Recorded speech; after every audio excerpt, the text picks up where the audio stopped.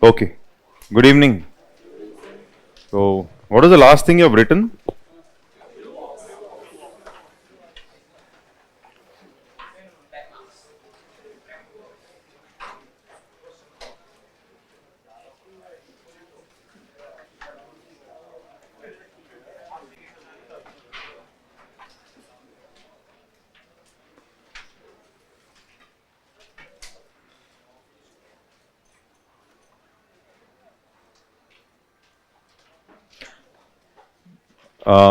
They have some doubts. Modes of services. We'll get to the modes of services after some time. How many modes were there? Services.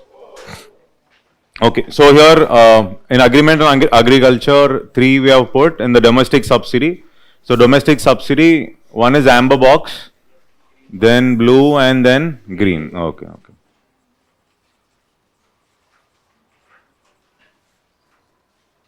Okay. And we have discussed the concept as called as AMS. Okay. And de minimis level.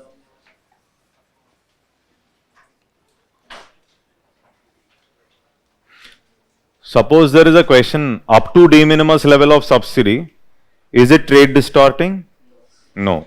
Up to de minimis level of subsidy, it is not trade distorting, isn't it? Up to de minimis, that means you can maintain up to de minimis. If it crosses that de minimis, so this de minimis is not same for both. See, when I was making you write, I said production. That production is not overall production, it is production of agriculture output. Okay, so since I didn't mention specifically agriculture, okay, so one student came up to me. So I mentioned something like, for example, developed countries, we have mentioned something like 5% of developed countries, 5% of production. Okay, so it is basically production here is 5% of agriculture output. Is that okay? Production is not overall GDP. Okay. So don't get confused. Okay. So I mentioned like I just mentioned the word production because in agriculture only. So if you have a doubt, just mention there. And for developing countries, it will be 10% of production cost or 10% of the agriculture GDP. This is for the developing countries.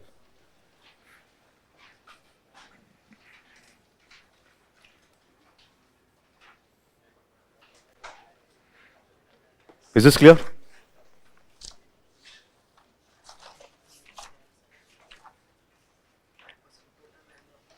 I mentioned it. Okay. If it is clear, it's okay. If it's not clear, okay. Next, put the heading reduction in export subsidy. First write and then we will discuss. I'll mention. We'll discuss. Put the heading.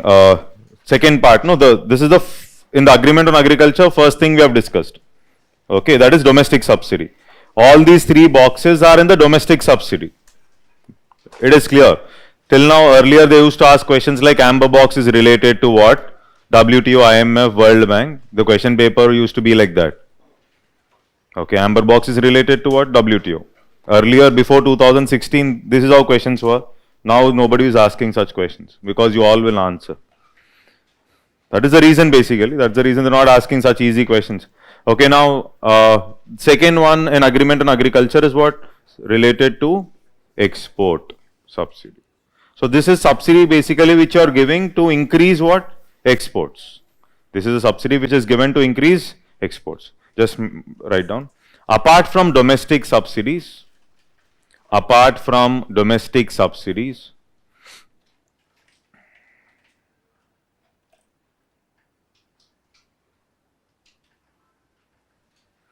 developed countries also give export subsidies.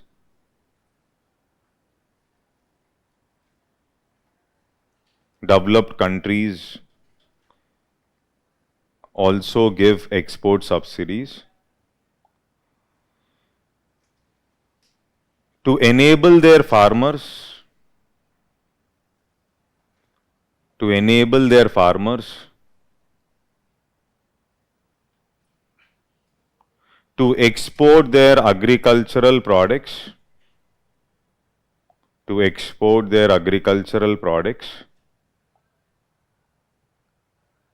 at lower prices,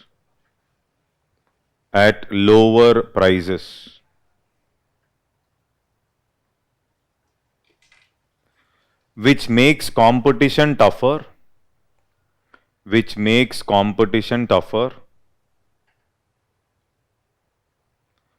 LDC farmers,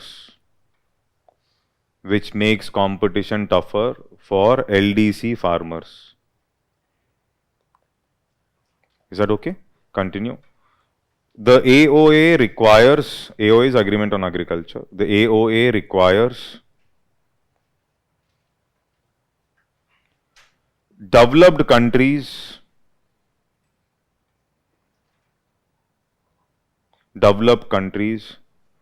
to reduce their export subsidy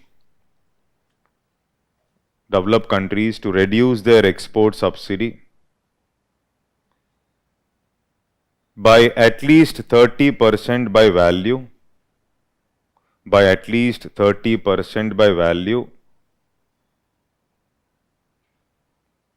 or by 21% by volume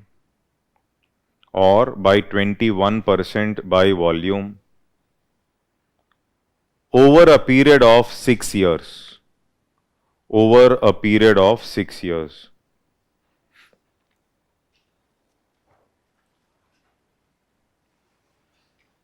For developing countries,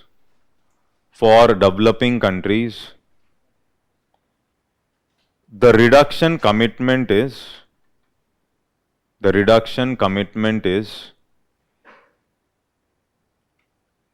24% by value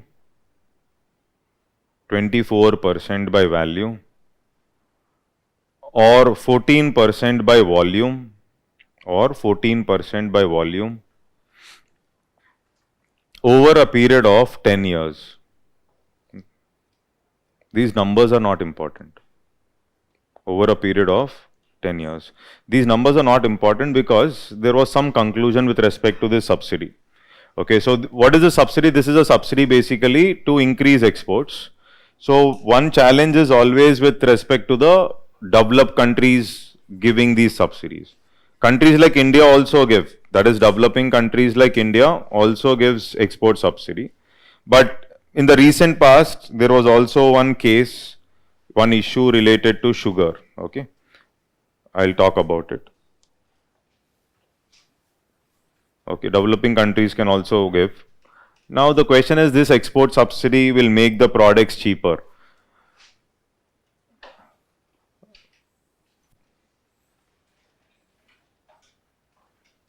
Okay, whenever a product is entering into a country, okay, so on the import and export, there will be this duty that can be levied. That is what is called as the customs duty. Of course, in taxing class, again, I'll get into more depth. That is the next class, that is fiscal policy. We'll start after this. So customs duty is always on basics class. Customs is always on import and exports. Okay, so whenever a product enters, okay, so first is the basic customs duty that is levied. It is called as the BCD, basic. Okay, and this basic customs duty even today is separately levied. It is not included in GST. I'll talk about GST, separate class. One full session is required. So GST, it is not included. That means central government separately deals with customs. Okay, so customs is levied on import and export. Okay. Over and above this customs duty, what will happen is they will levy something called as the additional customs duty or countervailing duties. You call them as CVDs. So after you levy the basic customs duty, you arrive at a number. On that, there will be countervailing duties. We call those duties as CVDs. So countervailing duties are mainly levied to handle excess subsidies given by other countries, not just agriculture. I'm not talking about agriculture. To handle excess subsidies given by other countries. Suppose US is giving more subsidies. Okay, so US is giving more subsidies with respect to a particular product, and that product becomes cheaper in India. And therefore, that product, when is entering into the Indian market, that product will be cheaper because of the subsidies given by the developed country, any country. And to counter that, there is a duty that is levied, which is called as the additional customs or countervailing duty. So the reason for countervailing duties, main reason for countervailing duty is to handle the excess subsidies given by the other countries, number one. You're levying the duty means that product will become what? Costly in India. Okay. Similarly, whenever a product is produced in the domestic market, okay, there will be on production, there was a duty. What is that duty called? Excise. Excise is always on what? Production. Okay, so let's say in this example, excise duty for somebody who's producing products in India, somebody is manufacturing steel, and for him the excise duty is 10% is paying, base. 10, it can be 14 also. Okay, base is 10. Okay, but somebody who's producing a product in US, steel is produced in US, let's say the excise duty is only 2%. Okay, in US, excise duty is only 2. Somebody is producing steel in US, the excise duty is 2% on the production. But somebody is producing steel in India, so the excise duty is, let's say, 10%. And now this steel is coming into India from US. So this local manufacturer has landed up paying more tax in India, means his steel will be costly in India. Okay, but the foreign player steel will be cheaper. Okay, so one is subsidy. That country is giving subsidy, automatically the product becomes cheaper. Two is, it can be even the duties. So in India, if the excise duties are higher, then somebody is producing steel in India, his steel will be costly. That will also affect. So that means here also, this is also affect in international trade, no? That means their products are going to become cheaper at the cost of Indian products. This is always a challenge. And to counter all this, you have these duties, which we call it as CVD, countervailing duties. I hope the word is clear. Okay. And again, there are other duties also, like the special additional duties, SAD you call it as special additional duties. Over and above this, they will levy one more duty, which is special additional duty. Whenever there is, this is basically like the interstate trade. Suppose when I say interstate, what is interstate? There is trade happening between two states. For example, I'm selling a product from Maharashtra to Delhi. Okay, so this is basically interstate, isn't it? So whenever there is interstate trade is there. Okay, so the central government used to levy some tax, which is called as the central sales tax. This, don't worry about this. This is also not there now because GST has come up. Okay, so this is central government sales tax. This is central government is levying sales tax. Whenever there is a sale in, if it is an intra-state, intra means within the state. UPSC previously asked the question, if you're going and buying a toothpaste in a shop, okay, the sales tax which you pay is levied by center, collected by center, and things like that. Then they said levied, collected, and used by states. Okay, so are you able to get this? Okay, then another statement said it is levied by center, collected by center, used by center. Another statement says levied by center, collected by center, and used by states. Levied, collected, and used by states. Like this, they gave 4 options. Okay, so it's a polity-based economics question. So the word sales tax, when it is intrastate means there is a sale within the state. It is purely the discretion of the respective state government. Suppose there is a trade happening in Maharashtra, in Mumbai. Okay, so the sales tax that was going to be levied, collected, everything will be handled by the Maharashtra government. Are you able to get this? Because it is intrastate. Intrastate is within the state. Is that clear, everybody? Intrastate sale, the levy powers. Levy is what? Who is going to impose? Basics class, I would have used this word, levy. Did I? Yes, I said levy. Levy is what? Impose. So imposing powers are, that means who can levy a particular tax will be dependent on, how will you decide which authority will levy a particular tax? No seventh schedule. Here, in which, basically in which list of the constitution that particular tax falls. This is what I would have mentioned in class. Suppose something falls in the union list, okay, the levying powers will be with the center.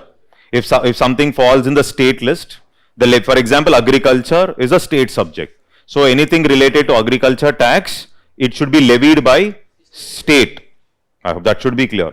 Okay, but when I say interstate means between two states. So all these interstate related aspects are handled by Article 269 of the Constitution. Forget about the articles. Article 269 talks about interstate. Interstate means two different states, and there is a tax, central government sales tax. Similarly, when there is international trade happening, you have duties like the SAD, special additional duties. Like the interstate trade, there are some taxes. When you're doing trade with some other country, also you have some taxes like the special additional duties. Is that okay, everybody? Okay, so what is the tax that is levied to handle excess subsidies given by other countries?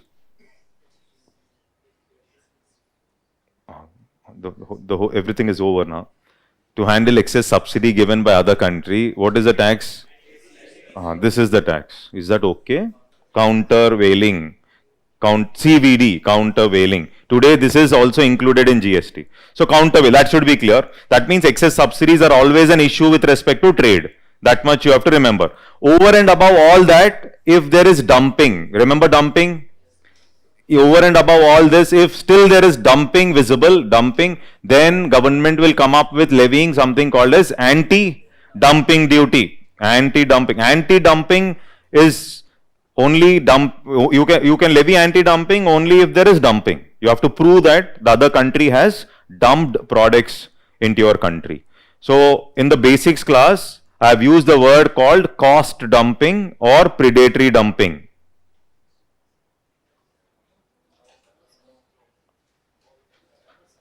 No? Did we write anything related to the word dumping? If it is there, then okay. China. You have written about dumping?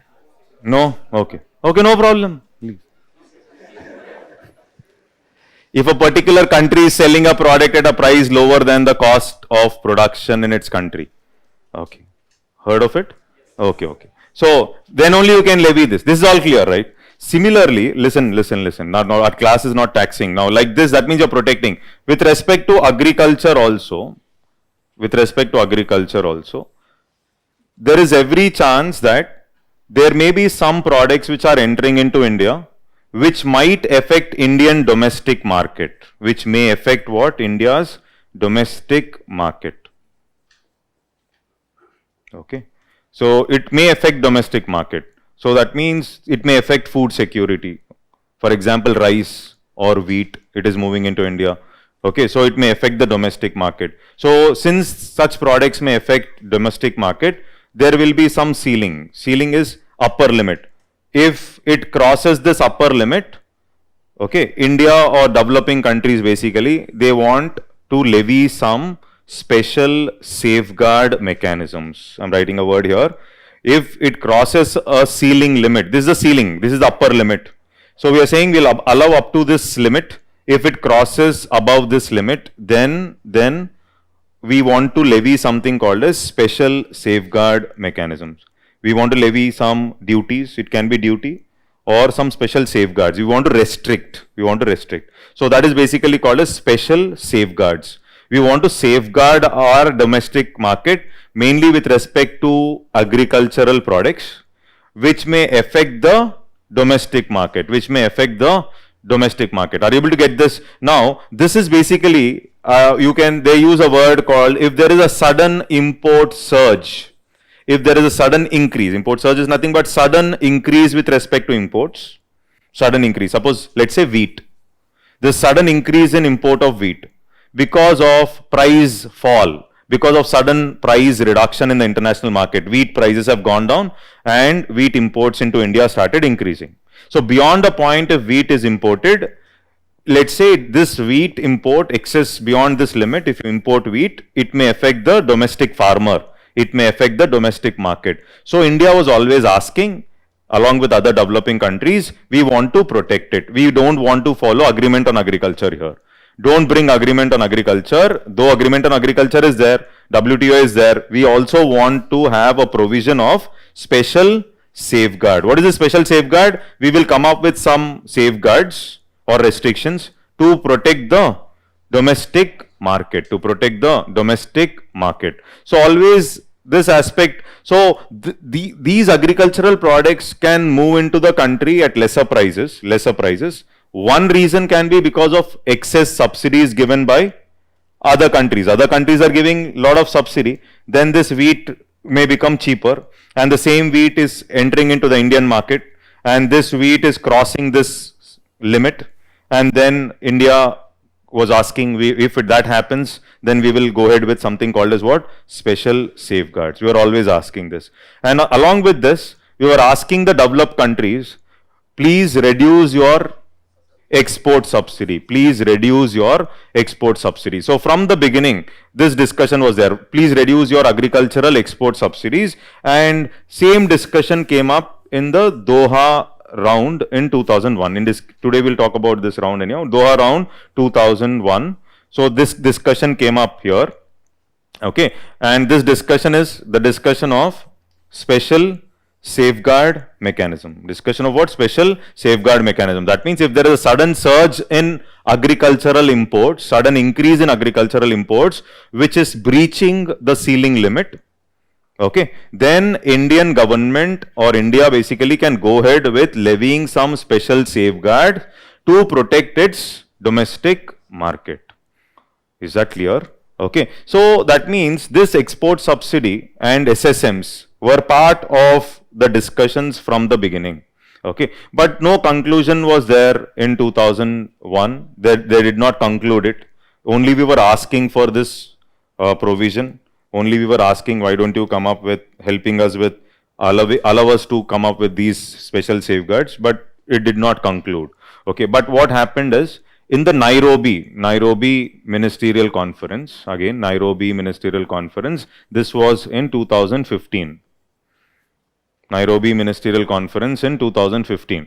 So what are these ministerial conferences? They go meet, discuss on several things. Okay, if they are okay, they will draft a letter, put whatever they have discussed, they will sign and come. If they are not accepting, they will not sign.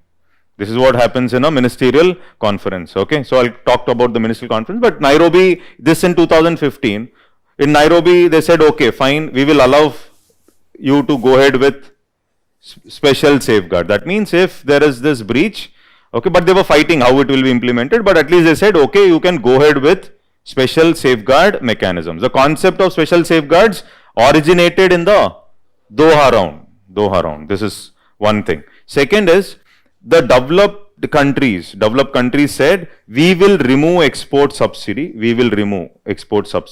with respect to agriculture. This is mainly with respect to agriculture. Developed countries said, we will phase out export subsidies related to agriculture, okay, with immediate effect.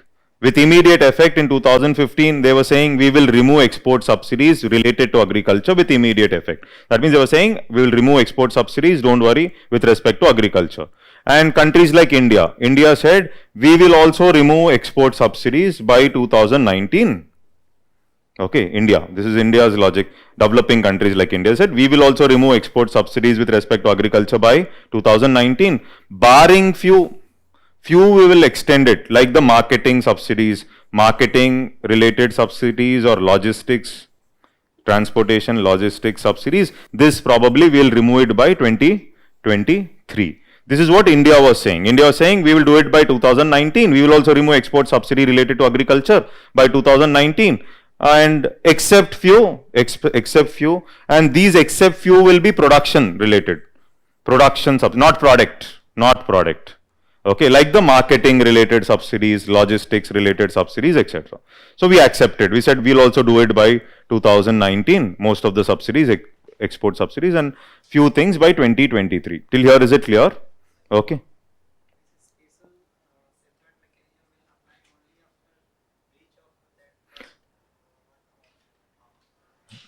Breach of this upper limit. Breach of this upper limit. Okay. Now the question is, what is the upper limit? Developed and developing countries were fighting. Okay, so what is the upper limit?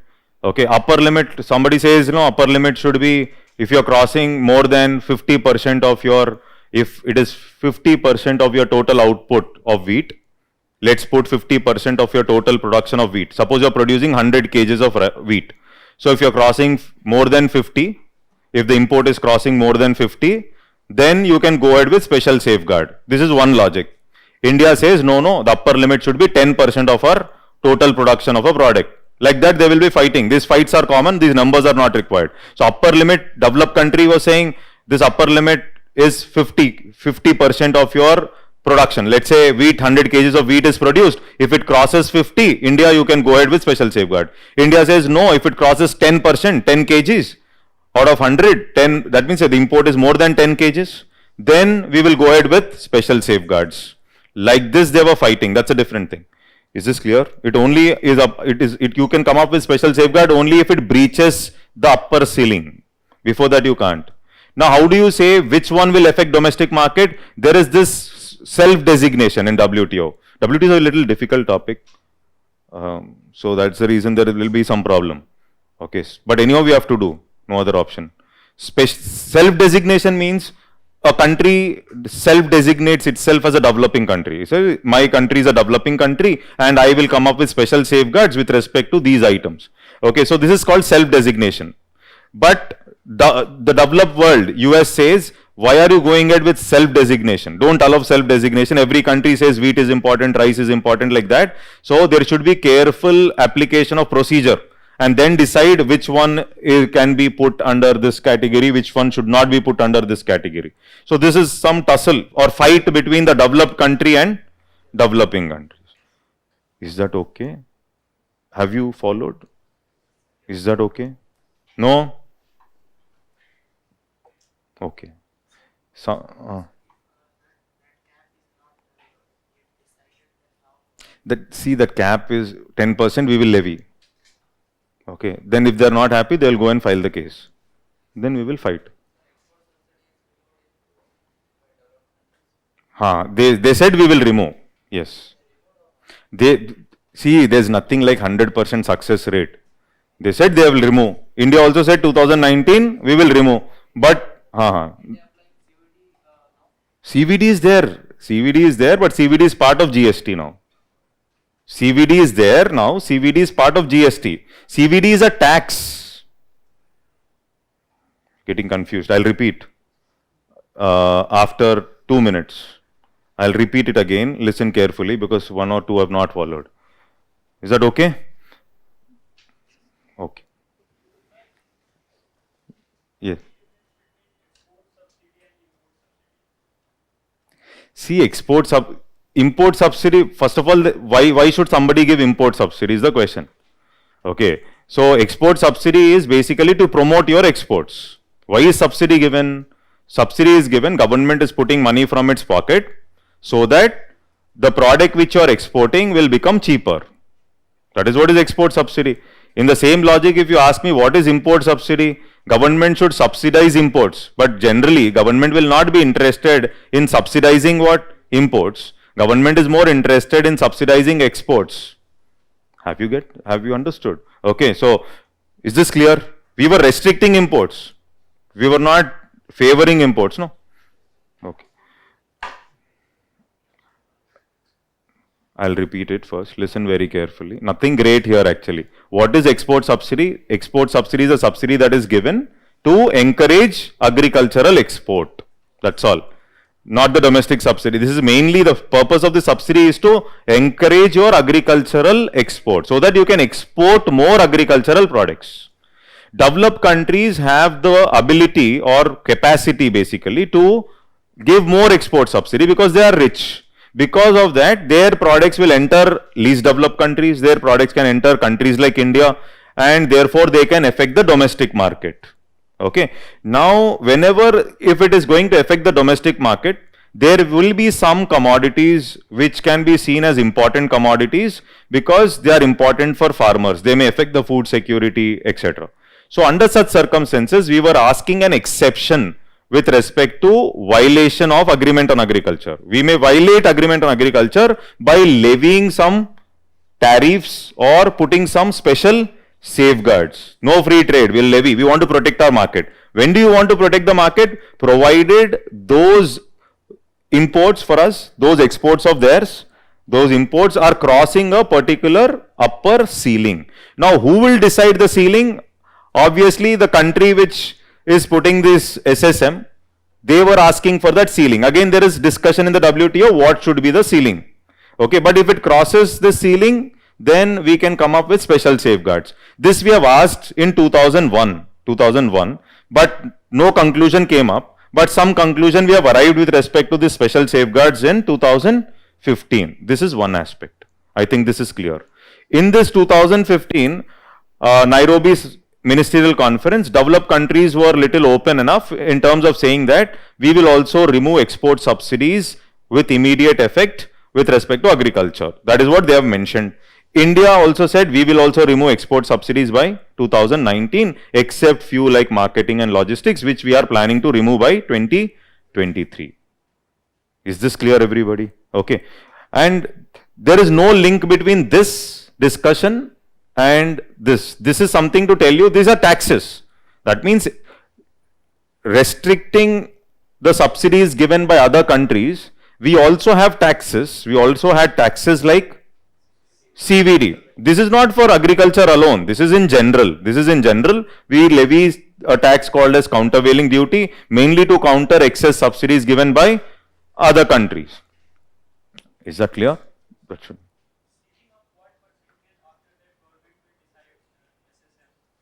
That is what I was talking about now. 10% what India is saying. Okay. And 50% what developed countries were saying. 50% of wheat output. Suppose your domestic wheat production is 100 kg, okay, and wheat import is more than 50, okay, then developed countries say you can go ahead with SSM. India says let us keep it at 10%. That means if it is 10 kg production also, then you should allow for SSM, levying this duty. SAD, एक काम करो आप SAD छोड़ दो अभी. You leave SAD, only remember countervailing duty. Leave SAD now.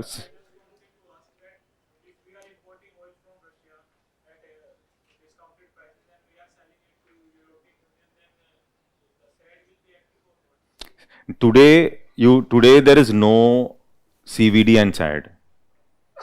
Today you don't have CVD and SAD. These two are in GST. To be very specific, they have gone into IGST. ठीक है?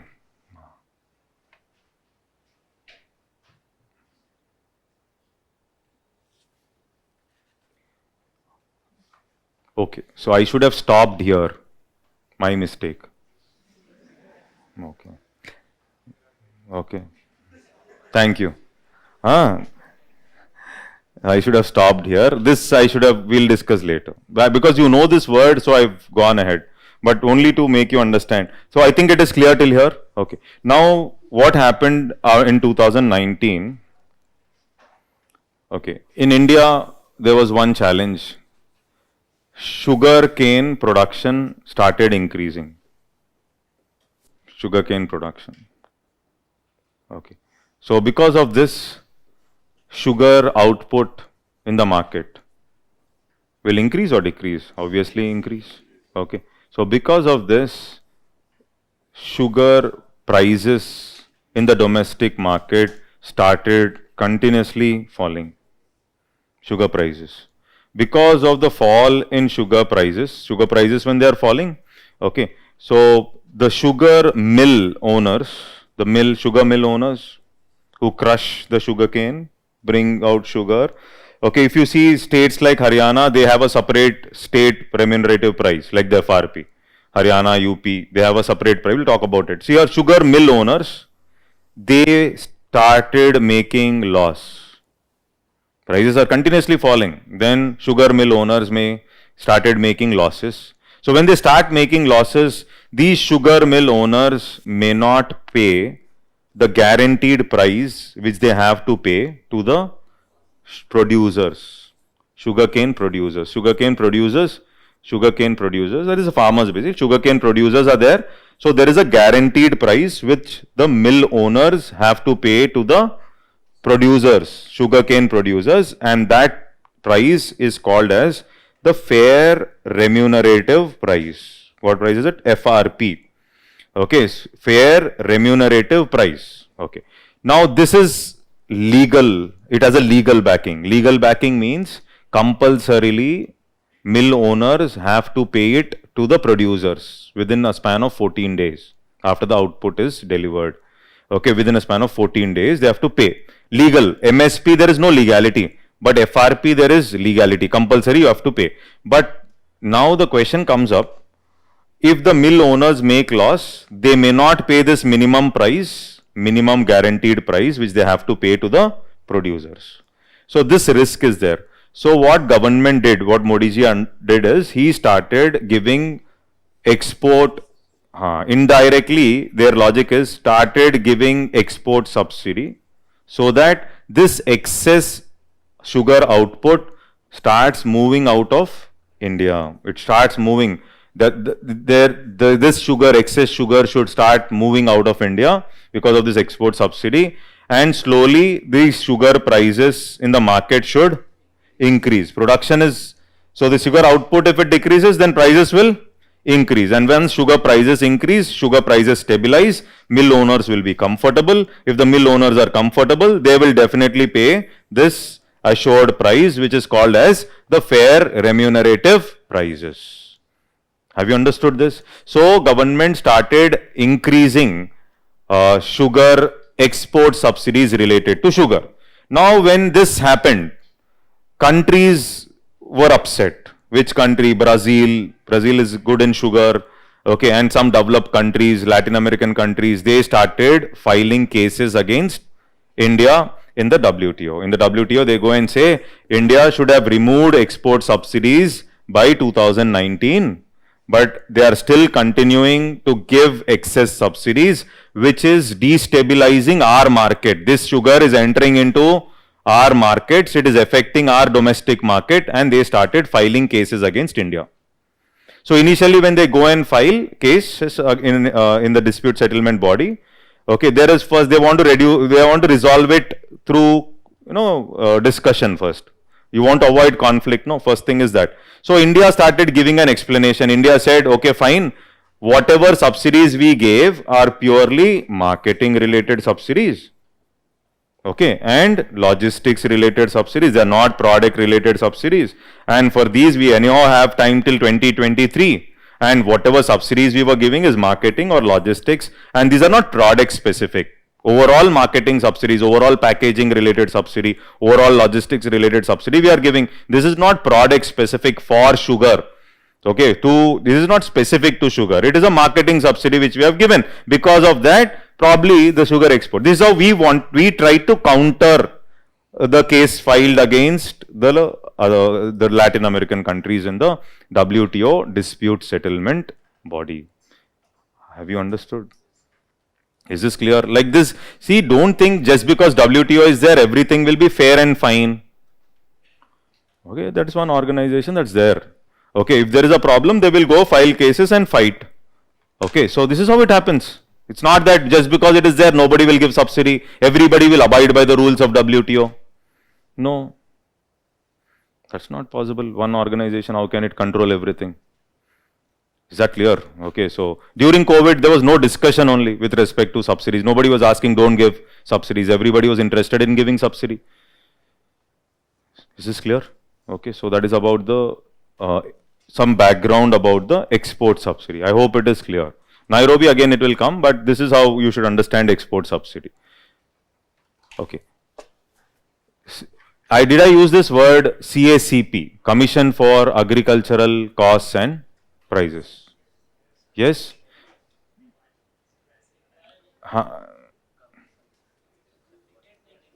Dictate नहीं करूंगा ना, agriculture का topic नहीं है. So this is not agriculture. CACP I would have used in the basics class. हाँ, MSP जब पढ़ाया था, I said CACP is one entity which recommends MSP. Yes or no? Which recommend? See, every word we will not write because anyhow we will write CACP in agriculture. How many times will we write? Okay, so but FRP is all this here, but we have to read. We have to understand this. CACP is the entity which recommends MSP. CACP is the entity which also recommends. That's all. That's the only thing. Recommendation of FRP is also given by CACP only. That much you remember. Is this clear? Is that okay? Yes.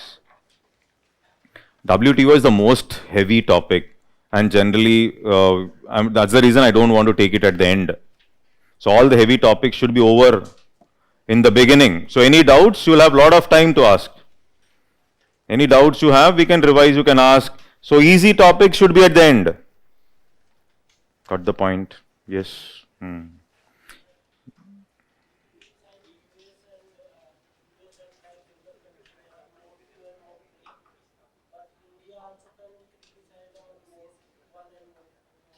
India you want to criticize? See, it's not about see, first of all, his doubt is, listen. Sir, you criticized the developed countries for liberalizing mode 3 and mode 2, but you can criticize India also. Why will I criticize India? First of all, I'm an Indian. Okay, first point is clear. Second, first of all, India is a very fair country. I am telling you, if not just because of WTO, you take any nuclear doctrine, you take any WTO, any organization, India is a very fair country with respect to rules and regulation. Nowadays, once a while, missile we are leaving, that's all. But if you take the history, if you take the history of India in WTO also, first of all, listen, free trade is a concept which goes against countries like India and LDCs. And still we wanted to be part of globalization. Sustainable development, everybody was pushing. India said voluntarily we will follow, and we are following. Don't say we are not following, sir, pollution is there. That will be there. It will take some time, no. You can't say immediately, everything we will change, means it will become like Sri Lanka. You have to give sufficient time for the country to change. Okay, developed countries promised in the environmental meetings that they will provide funds as part of Green Climate Fund. Nobody has provided anything. First, this fancy of developed countries, please remove. These are hopeless countries. Okay, not even single fund is you just go and read. You just go and read, you'll understand no funds were given, and they are asking for sustainable development, etc. You have grown already, you have polluted the environment. Second is in the WTO also, if you observe, so it should be equal. You are asking for mode 3 liberalization, we have allowed. Foreign banks are coming into India, they are setting up their branches, they are doing business, isn't it? You can see foreign companies rendering services in India. We have liberalized. Okay. Similarly, liberalize mode 4, because human capital is required, and in fact human capital is required for them. Indians are required for the developed world. Only if we work, they will survive. And in spite of that, you are increasing visa fees and all. That means you are restricting that. It should be equal. Mode 3 you liberalize mode 4 also. But always there is a focus on liberalizing mode 2 and mode 3. Second is, yesterday I gave you a question for writing. I said, why should India support its policies related to agriculture in the international organizations like WTO? First of all, what is the percentage of population in US which is dependent on agriculture? Number one. What is the percentage of population in India which is dependent on agriculture? More than 42%. And second, what is the percentage of BPL and those who are in absolute poverty in India? Absolute poverty. You know what is absolute poverty? That means basic requirements, malnutrition, etc. So obviously subsidies have to be higher. Obviously, subsidies have to be higher. What is the percentage of struggling farmers in India? How many farmers have committed suicide in different states like Karnataka, Maharashtra? Just check. Andhra Pradesh, many states. And how many farmers have committed suicide in the developed world? Tell me. Russia, they've committed suicide. US, they have committed. No, they're enjoying farming. Farming, modern technology, even dryland farming techniques, they enjoy farming basically. In some states here also they enjoy farming. For example, Punjab and Haryana. But not all the states are able to get this. So then why can't government give subsidies to the farmers who are dying? It's a question mark. It's a sovereignty of the nation. But WTO like organization, since we are abiding by it, we are following the principles of WTO. That because we are part of the global world and we are also thinking and discussing all this. Actually, there is no point in discussing. If I would have been the Prime Minister, I will not discuss, only go.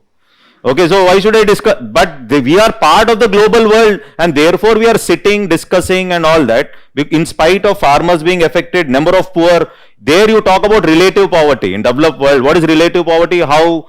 This is inequality concept. In India, we are talking about absolute poverty, starvation, malnutrition, etc. So how do you compare both the countries with respect to subsidies related to agriculture? I think you're getting my point. Situations are different. Technologies, high level technologies are used in developed world, so agriculture yield is higher. We have fragmented land holdings, small land holdings, you can't use modern technology. Most of the farmers are small and marginal farmers. Understood. Yes. India liberalized in 1990s. So understanding liberalization itself took 10 years for us. Even now we don't know what will happen if more FII comes. If FI is going out, how many of us know what happens in the stock market? You're all educated only. But most of you don't know, like stock market runs like this, isn't it? Till the time you would have prepared for UPSC, or most of us, till the time we prepared UPSC, most of you wouldn't have opened an English newspaper also. For preparation only, no, because there's an objective. So this is basically, then imagine about the awareness levels at the ground level. I'm talking about ground level basically, not about us. So ground level, then how, so but it is completely partial for the benefit of developed countries and therefore I'm criticizing developed world and I have facts to criticize, I don't have facts to criticize developing an LDC. Okay, and clear no. So clear, that's basically, of course we'll take a middle path, Buddha's Madhyam Marg. Okay, so in writing conclusions and all, no, nothing to worry. Okay, so don't dig deep into it. These are all organizations which are there, which are functioning and they are important for exam. That's all. There's no emotion towards them. It's not that they're functioning properly. I'll tell you why. See, before we write, if you see the mechanism, just I'll tell you one more. See, if this, the structure of WTO, no? How the WTO looks like, the structure of WTO, you have the ministerial conference. Okay, which is the highest decision-making body. This is the highest decision-making body under WTO. This is like the legislative body. Legislative. That means it will take decisions. Legislature will take decisions. Okay. Then below this ministerial conference, okay, you have a general council. Okay. So this ministerial conference, basically, which is the highest decision-making body, should meet at least every 2 years. At least once every 2 years, there should be a meeting. So, first ministerial conference was held in 1996. This was called as the Singapore, okay, and they have discussed few things in the ministerial conference. Subsequently, they'll also extend these discussions in 1998, 2000, 2003, like that, okay. And then you have the General Council, and the ambassadors of the country will be the representatives generally here, and they, on behalf of ministerial conference, General Council takes the decisions. Because they meet generally once every 30 days, every month they meet. So on behalf of ministerial conference, General Council takes the decisions. Take the decisions, it will implement basically. It's a kind of a executive body. Executive generally implements, no? This is like framing the rules, they are going to implement it. Now, whenever there is a dispute related situation, the same General Council reassembles itself as a dispute settlement body. The same General Council reassembles itself. There is a conflict. Okay, so two countries are fighting, US and India are fighting continuously. So now this general council reassembles itself as a dispute settlement body, or it can also reassemble itself as a trade policy review body. The general council can reassemble itself as a dispute settlement body or a trade policy review body. Okay, now whenever there is a dispute, they want to reduce the conflict. For example, let's say US and India are fighting with respect to solar panels. Okay, so solar cells. And let's say US has gone to the dispute settlement. He said India is violating the principles of national treatment.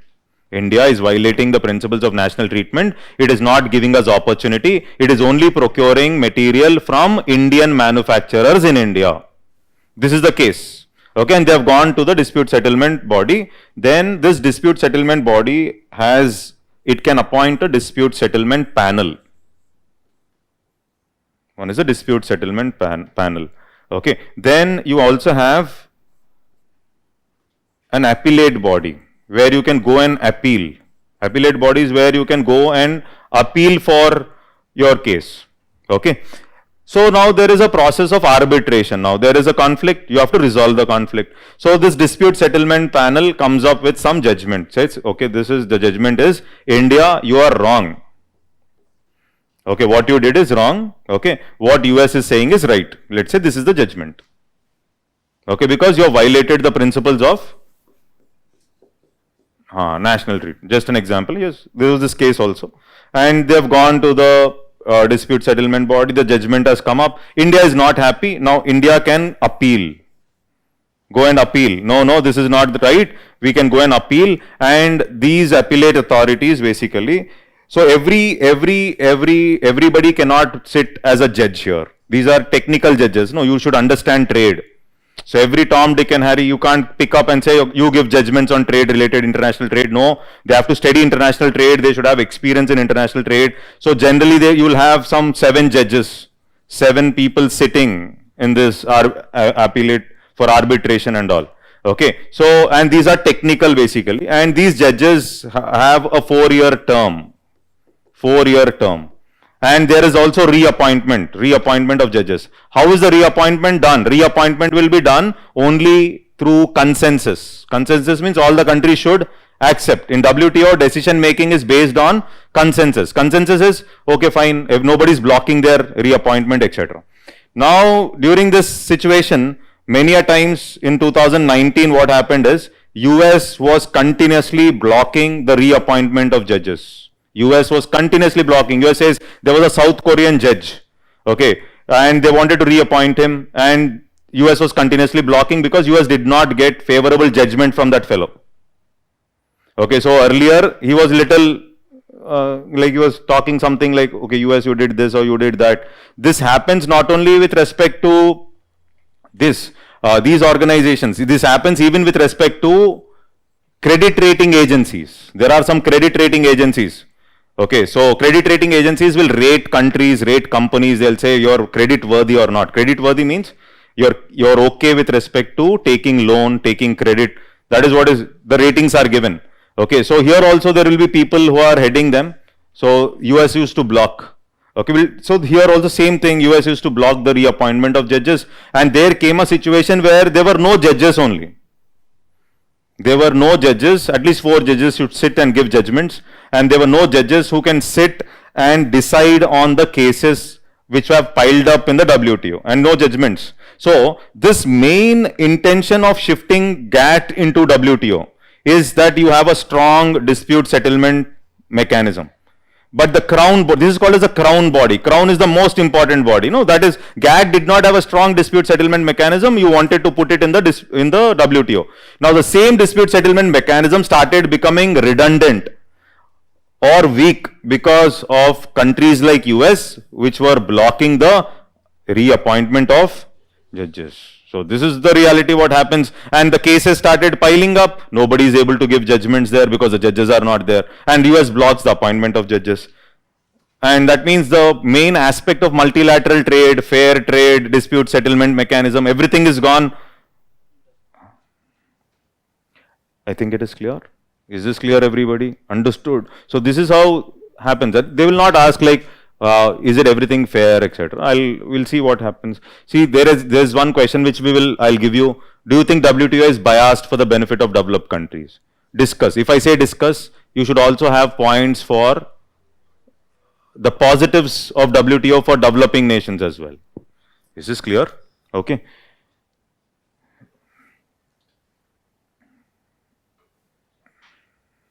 So, which is the highest decision making body under WTO?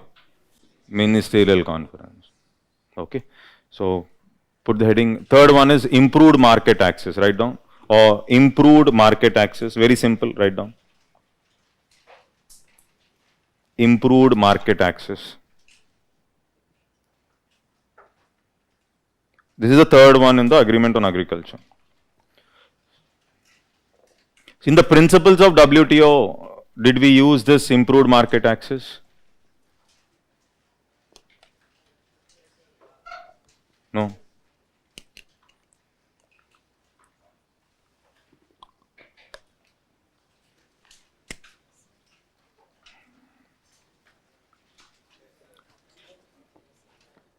Did we? Okay. You were present?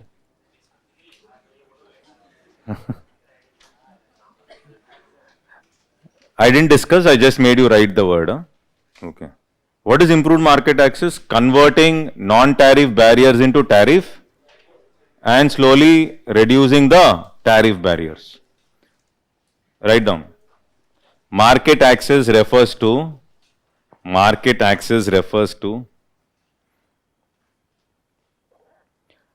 the abolition of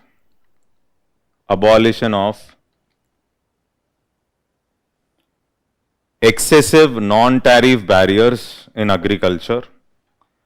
Excessive non-tariff barriers in agriculture.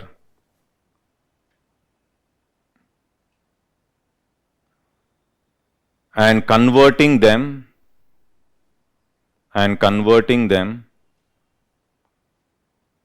to tariff barriers.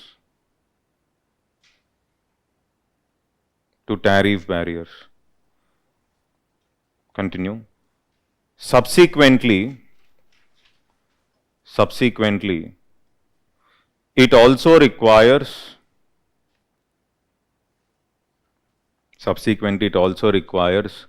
progressive reduction of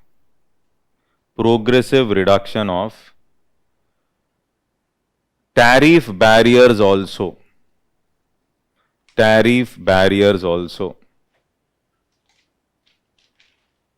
Full stop. Continue. Developed countries are required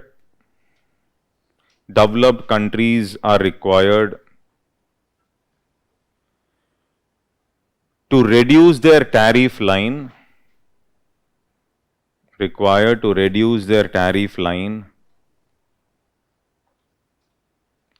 by 36% in 6 years.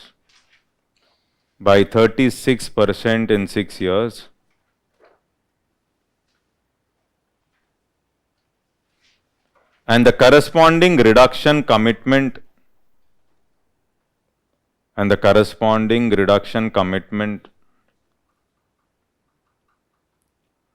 for developing countries is 24% for 10 years.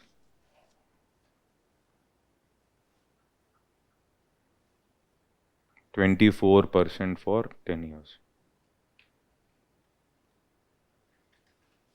Is that okay? Okay. So next put the heading structure of WTO.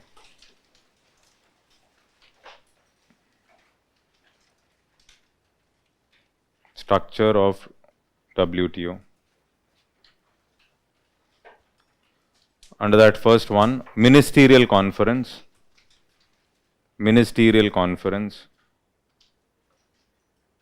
Write down first point. The highest decision making body under WTO. The highest decision making body under WTO is the ministerial conference.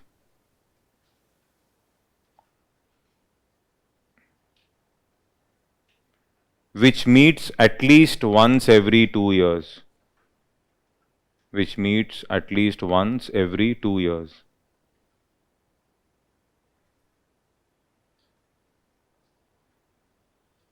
Is that okay?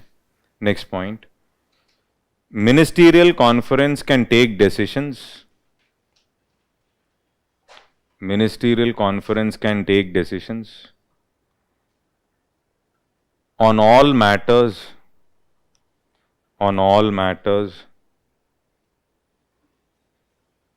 under any of the multilateral agreements. Under any of the multilateral agreements. Multilateral agreements. Is that okay? See, in the WTO, generally, there are also some agreements which they call it as plurilateral. Most of the agreements are multilateral, TRIPS, all these. Multilateral means they should be followed equally by all the countries. That means it is followed by everybody. It is not specific to a country. It is for all the countries. For example, TRIPS agreement, it is for everybody. Agreement on agriculture, generally it is for everybody. Except LDCs are not included. That's a different thing, but it is plurilateral means specific to a particular entity. Plurilateral. Okay, that discussion generally is not used as far as UPSC is concerned, but multilateral means it is, for example, if there is a statement coming up in the exam, TRIPS agreement is all for all the member countries of WTO. TRIPS is applicable for all the member countries of WTO. That statement is right or wrong? Right, because that is something like a multilateral agreement for everybody. So, but there may be some plurilateral agreements which may be specific to a certain segment of the countries. It may be only for LDC or it may be only for certain entities. That is called as plurilateral. Okay. So, next point. First ministerial conference took place in 1996 Singapore. First ministerial conference took place in Singapore, 1996.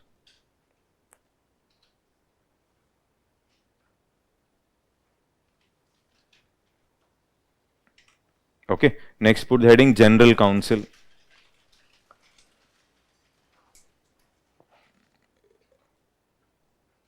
It has ambassadors from all member governments. It has ambassadors from all member governments. All member governments. And has the authority to act.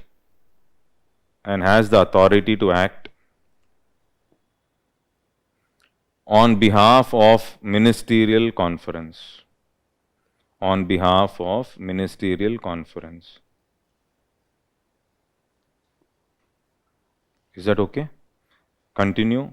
The General Council also meets. The General Council also meets as a dispute settlement body. As a dispute settlement body. And trade policy review body. And trade policy review body.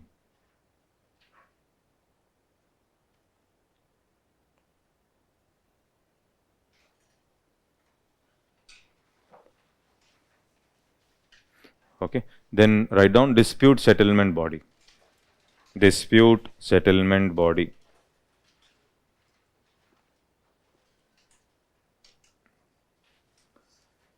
Okay, the General Council convenes as the dispute settlement body. The General Council convenes as the dispute settlement body. As a dispute settlement body. Convenes as a dispute settlement body to deal with disputes, between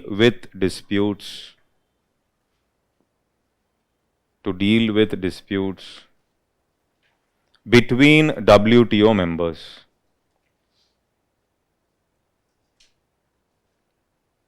Between WTO members. Continue. Such disputes may arise with respect to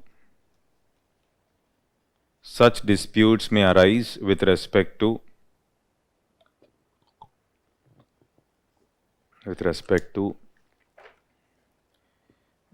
any agreement contained in the final act, any agreement contained in the final act of Uruguay round, any agreement contained in the final act of Uruguay round,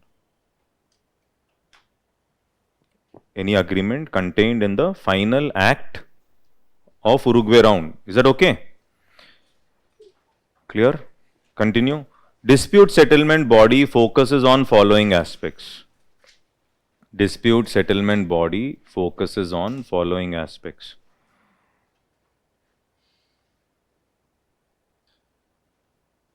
First one, establishing dispute settlement panel.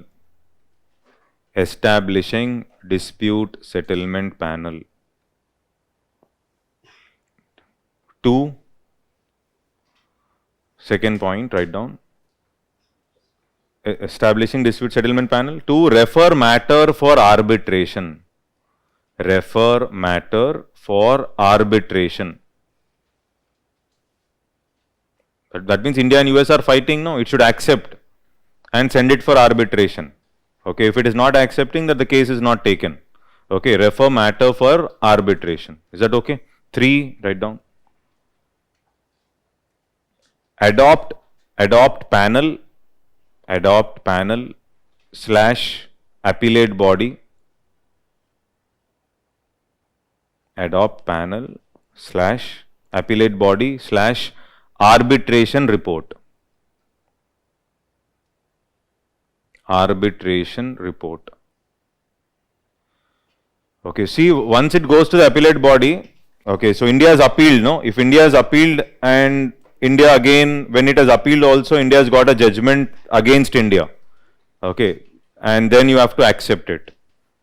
The member countries have to accept it. That is, US and India have to accept once it has gone to the appellate body, judgment has come up, and then also they said, India, you have done something wrong, then that has to be accepted. Is this clear? Okay. 4, write down. Maintain surveillance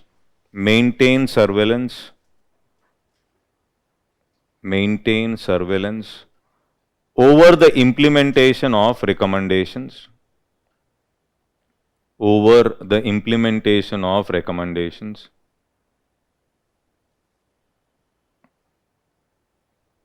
Contained in such reports. Contained in such reports.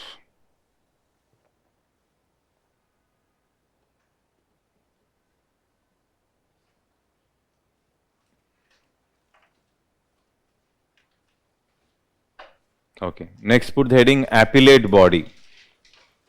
Appellate body. Is that okay? Appellate body, write down. First point, established in 1995.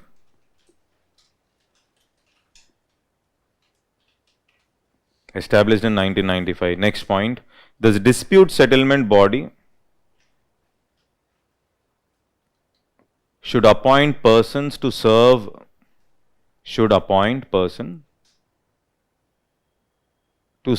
on the appellate body,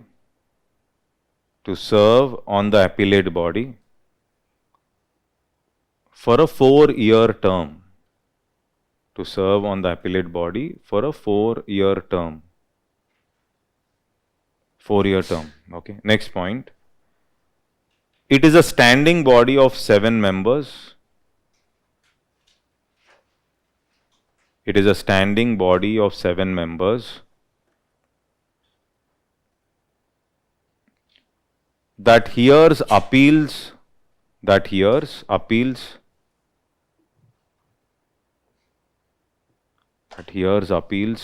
from reports issued by the panel.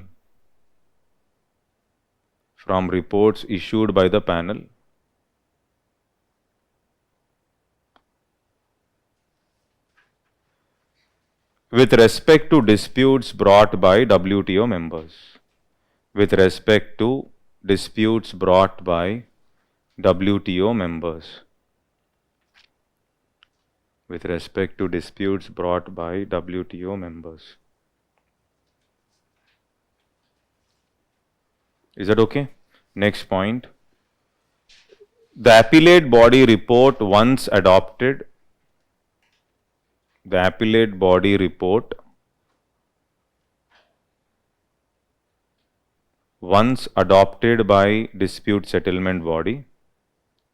Once adopted by dispute settlement body must be accepted by the parties of the dispute. Must be accepted by the parties of the dispute.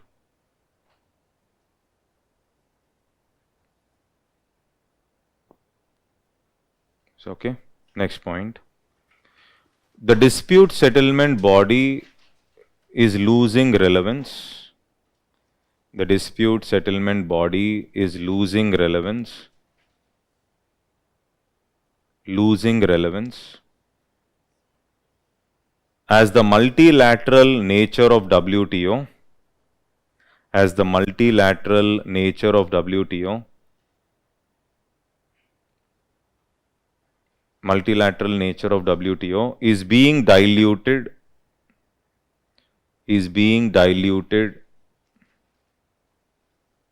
because of countries like US. Because of countries like US. US is also blocking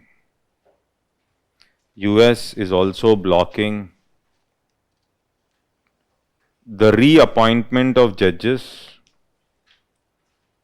blocking the reappointment of judges in the dispute settlement system.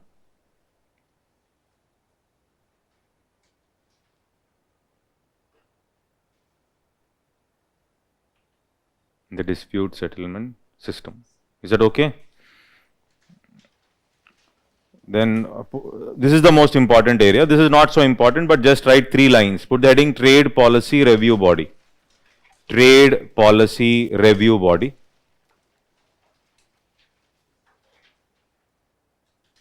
That means they are trying to review the trade policies. That is what they do. Reviewing how the trade policies are there. Write down.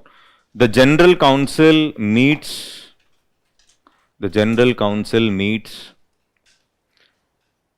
as the TPRB.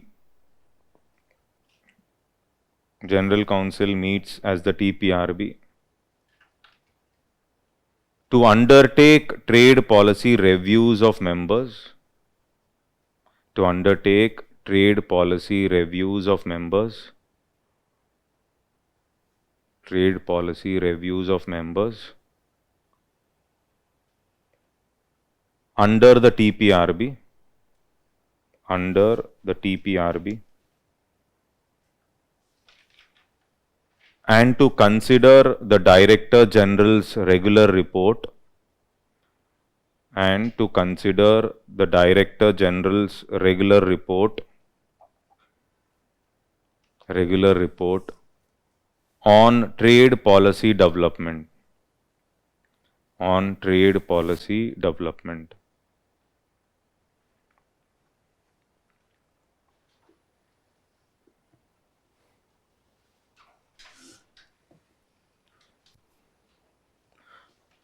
Okay. So, ministerial conferences, see what are important mainly is, one is Doha, then we have Bali and Nairobi and Geneva. Okay, we have to remember these. And maybe in 2024, if there is going to be a new ministerial conference, then you have to remember that also. Is that clear? Okay, so here the first ministerial conference was in Singapore in 1996. Okay, and whatever was discussed in Singapore ministerial conference was called as Singapore issues. So whatever that was discussed in the Singapore ministerial conference was called as Singapore issues. So what was discussed in the Singapore ministerial conference is, one is they have discussed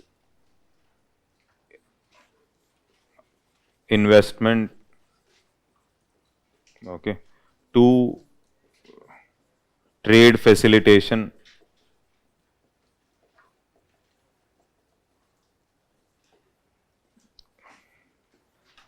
3 government procurement, and 4 competition policy. Competition policy. They will not ask this. If at all it has to come in prelims.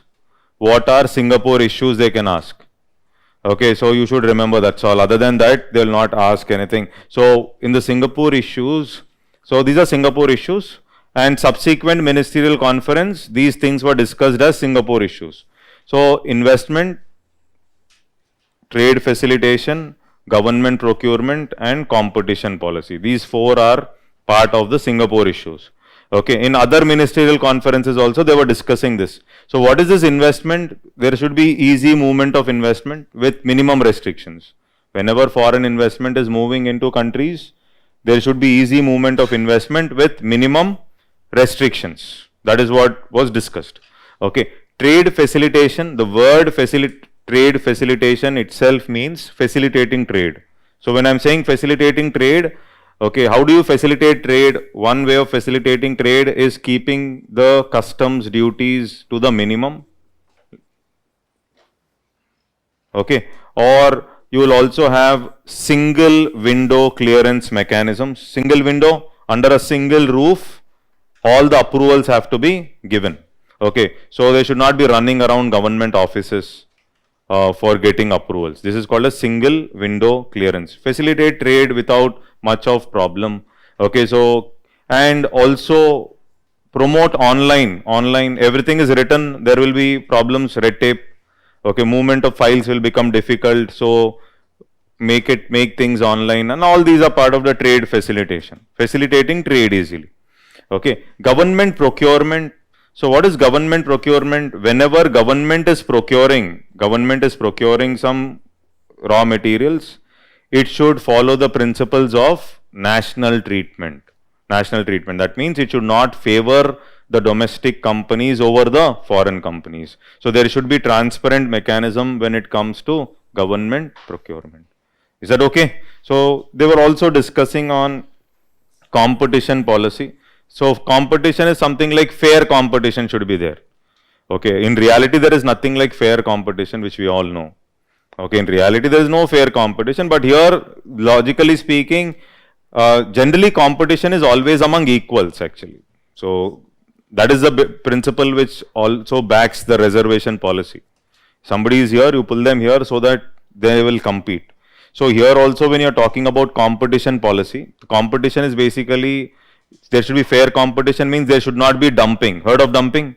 Okay, so or these kind of mechanisms should not be there. So these are the things that were discussed, and subsequently these things in the subsequent ministerial conferences were also termed as Singapore issues. They were trying to resolve it and they were calling it as Singapore issues. Is this clear, everybody? Now this, along with all this, there was also a green room mechanism that was visible in the Singapore Ministerial Conference. Green room mechanism that was visible in the Singapore Ministerial Conference. So green room mechanism is a closed group. Closed group means what? Group of developed countries, they will sit together, they will discuss. They will not invite everybody for discussion. For example, they will not invite India. See, in earlier many of the ministerial conferences, our commerce minister was not interested. He was walking away. Okay, so he was walking away in the sense there's nothing like a conclusion. Okay, and there was nothing like any solution that they were arriving at. So this is basically called as a green room. Green room is what? Generally multilateral trade, everybody should sit and discuss. But only the developed countries, close group of countries, they will sit and discuss on issues which they like. That is what is called as a closed group or a green room mechanism. That was also visible. Okay, so the same thing you will find in the Buenos Aires. Of course, we will not do this Buenos Aires because they will not ask. In 2017, there was a ministerial conference in Buenos Aires. Argentina, basically. So Buenos Aires Ministerial Conference basically ended without signing any ministerial declaration. After discussing, you will jot down everything what you have discussed, and the country should accept and put their signatures on that. So, but ministerial declaration was not signed. It's not ended. Okay, why? Because ministerial declaration was not signed because there was no consensus. And that time it was Trump. Trump is a psycho. Okay, so Trump said, clearly Trump was very active. So Trump was saying development, don't discuss developmental issues. Okay, you know the full form of WTO, no? WTO full form is what? World Trade. So discuss only trade. Why are you discussing developmental issues? So developmental issues means agricultural subsidy, taking care of farmers. Okay, talking about LDCs. Why are you discussing all this? Actually, Trump did not follow WTO. From 2000, there was discussion on developmental issues. But in Buenos Aires, he was saying, no, don't discuss. Okay, you only focus on trade. And here also, group of developed countries were sitting together and they were discussing. India was upset. India said, this is multilateral body. Multilateral body means all the countries should sit and discuss. Like this, there will be several issues here. So, I think it is clear. Okay, we'll come to this later, but Singapore Ministerial Conference, first Ministerial Conference, don't write anything, just mention these points, that's all. So, just put Singapore Ministerial Conference, Singapore issues, write investment, no dictation there, not required, Singapore Ministerial Conference, write investment, 2, competition policy, is that okay?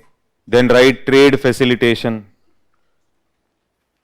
Trade facilitation. 4, government procurement. That's all.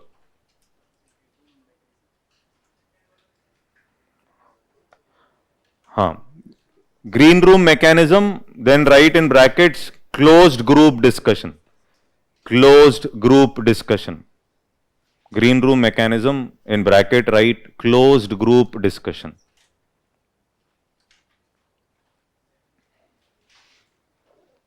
Closed group discussion.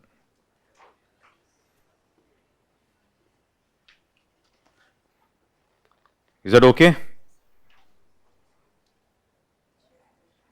Closed group discussion, that's all.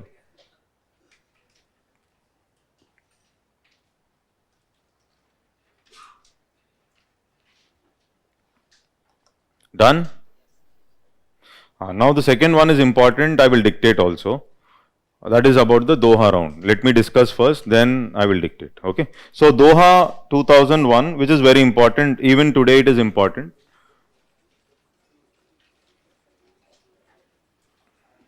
Or the Doha Ministerial Conference. Doha Ministerial Conference 2001. So what are the things that were discussed in this round?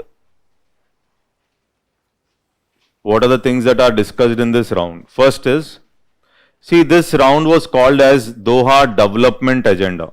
Okay. They use the word Doha Development Agenda.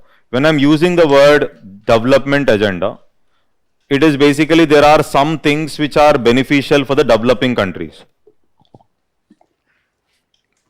There are some developmental issues which are important for the developing countries, and therefore they were using the word called Doha Development Agenda. Okay, what are the main things that they were discussing? First aspect they were discussing is an aspect related to agriculture. Obviously, this discussion will be there. Okay, what was the discussion with respect to agriculture? Listen very carefully. First is developing countries like India. They were asking countries like US, you please reduce your agricultural subsidy. First thing is countries like India, they were asking the developed countries to reduce their agricultural subsidy. Okay. What was US asking? US was saying developing countries like India, okay, developing countries like India, you do one thing, you reduce the number of special products. It was saying you reduce the number of special products.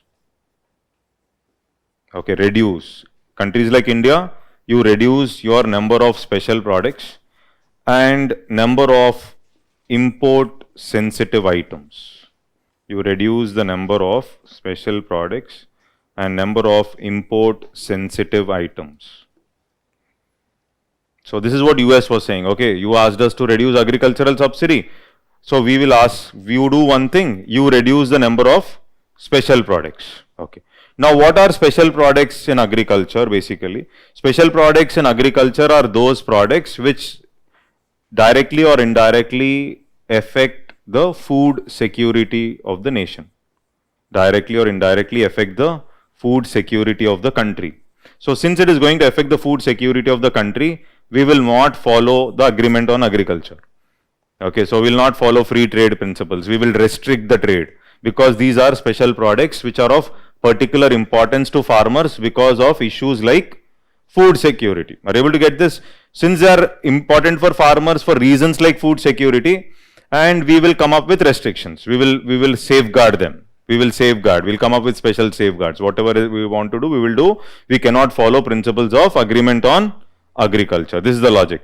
Now, who will designate products as special products? There is self-designation. Self-designation, India will self-designate saying that, see, rice is a special product, wheat is a special product. This is called a self-designation.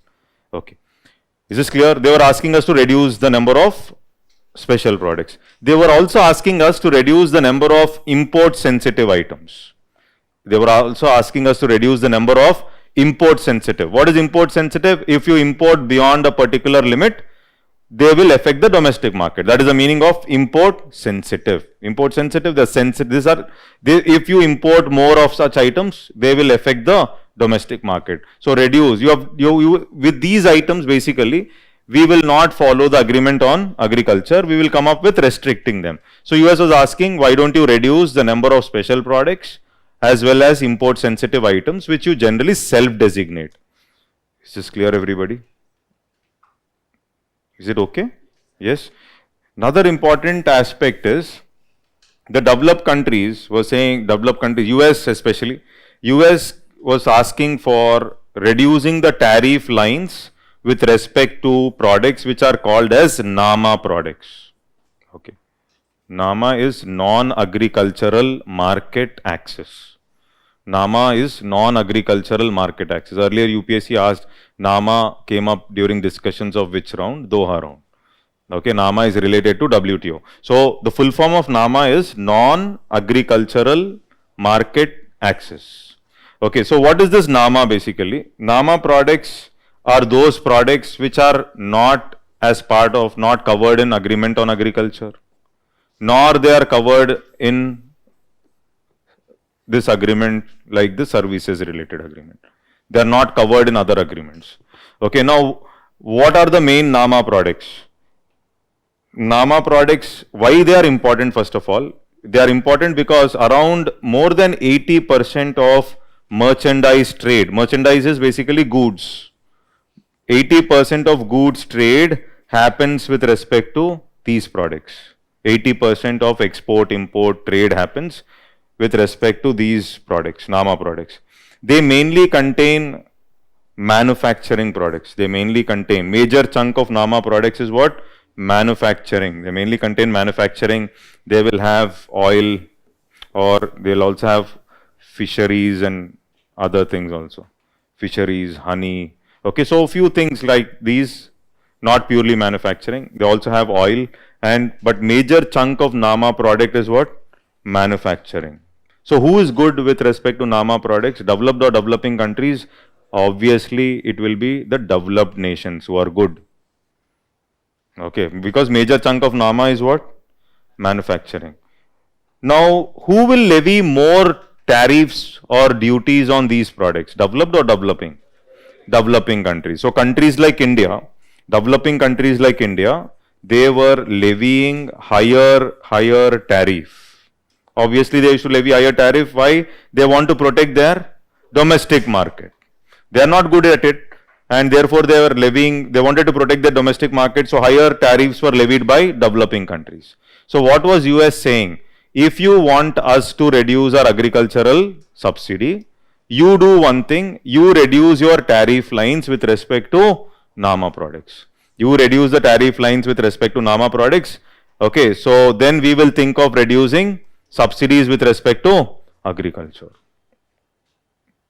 Is it becoming heavy or is it okay? Okay? Too many facts. Okay. So, NAMA, non-agricultural market access. Non-agricultural market access mainly consists of, so now again there was a conflict. What is a conflict? So they were, US was using it as a bait. They were saying, you do this, then we will do that. Okay, you reduce this, no? Then we will think of reducing the agricultural subsidy. It's a strategy basically. Okay, and India said, let's everybody will reduce it by 5% or 6%. Everybody equally. Developing countries saying equally shall we reduce it. Then US was saying no. Countries which are levying higher tariffs should have deeper cuts.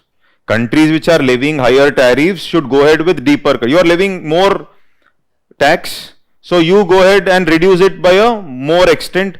So don't come up with uniform reduction.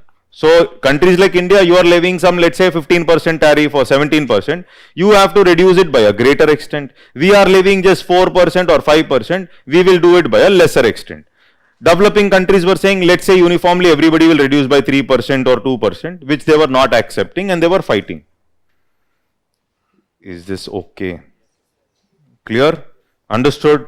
Okay, so with respect to agriculture, one is agriculture subsidy, and then came up special products, import sensitive. Okay, there was also a discussion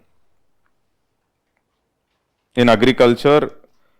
Countries like India were asking for special safeguard mechanisms. Remember this?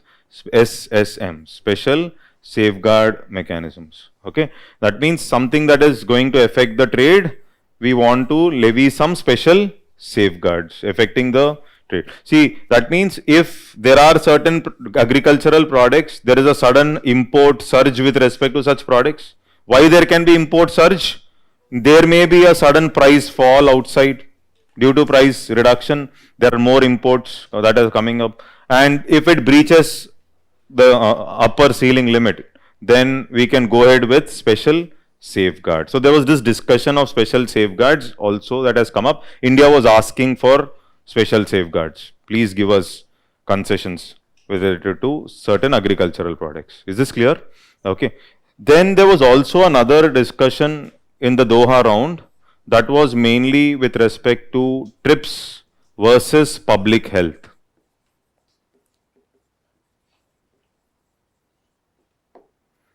Okay, so developing countries are always worried about public health. Developed countries are always worried about intellectual property. Now there is no middle path there, and there is no solution also. Do you have any solution? This is basically, I can say, it is, in ethics you will be doing, no, innovation versus welfare. There will be ethics case studies. Suppose you are the CEO of the company, pharmaceutical company, and you are the CEO of a private pharmaceutical company, and you decided to do some research. Okay, and you are spending some 500 crores with respect to research. And in that research, when you are doing some research on animals, okay, you were able to find out a specific drug which can cure a disease in a tribal area. A rare disease can be cured because of this component, and that disease prevails in a tribal area who do not have the paying capacity. Those tribal people do not have the paying capacity, they can't pay, and you have to spend some 500 crores to produce such a drug. Okay, so as a CEO of the company, what is going to be your plan of action? Now, like this, you will find some case studies in the ethics. Okay, so of course, here I have mentioned you are the CEO of the private company. I did not mention you are the SP of the district or the district magistrate, or I did not mention something like you are the collector, or not even a government. It is not a government pharmaceutical company, it's a private entity. So when you are a private CEO, so profits of the company is also important. At the same time, since our evaluation is done by somebody, you are writing for UPSC, so you have to show that person that you also love welfare, no? Both you have to balance, no? You have to tell them, no, welfare also, we'll think of welfare, but at the same time, CEO of the company has to take care of the company's profits. So this was a case study. This was a case study in the previous UPSC paper. Not a new case, not my case study. It's already asked in UPSC. So this is always a conflict. You think and tell me tomorrow what you will do. But it's always a conflict between LDCs, developing countries and the developed world. Okay, this conflict is innovation versus welfare. Now when I spend money on research or producing the drug, now I can't market the drug. Why? Because the drug can only cure a disease of a tribal hamlet and they do not have a paying capacity. So whatever 500 crore I am spending, maybe I may get back only 200 or 100 crores. I may get a loss there. So shall I go ahead and produce such a drug or should I go back? Now there are no answers for such questions. Okay, so what should be done? Okay, think and tell me later. Okay, I'll ask you tomorrow or after the break. Okay, so this is a conflict, this kind of conflict comes up every time, and this is a conflict of innovation versus welfare. There were people like Jonas Salk who have invented polio vaccine and they have not patented it. So maybe he is like a saint, not a scientist. But you can't expect all the scientists to become saint tomorrow. And at the same time, you can't expect the developed countries because these patents are an incentive for what? Innovation. Tomorrow this is not there. People may not spend their energies into innovating things. Okay, so then how do you cure? How do you solve the problem? So this is always a conflict. But the same discussion came up in the WTO, Doha round. Okay, then WTO said, fine, developing countries have different needs. They have to take care of what? Public health and welfare. And therefore, WTO said in the Doha round, they accepted for those safeguards.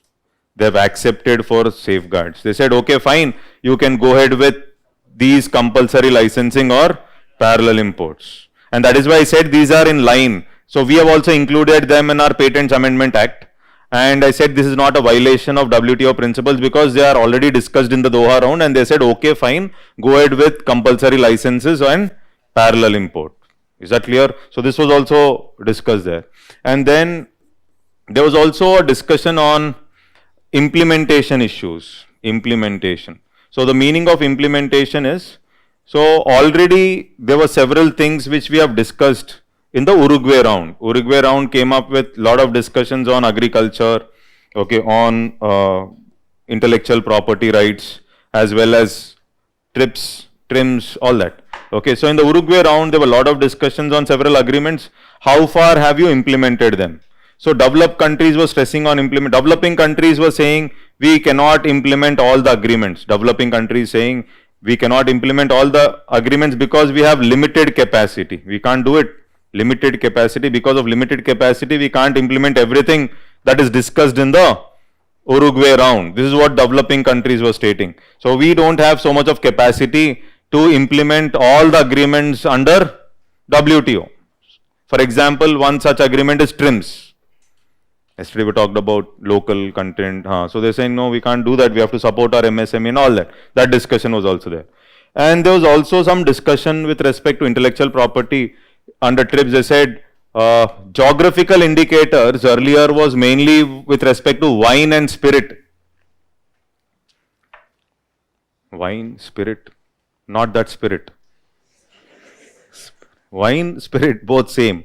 Both are same, no? Wine and, so they said extend this GI not just from wine and spirit. You expand the scope other than wine and spirit. India was asking, developing countries were saying, don't restrict GIs only to wine and spirit.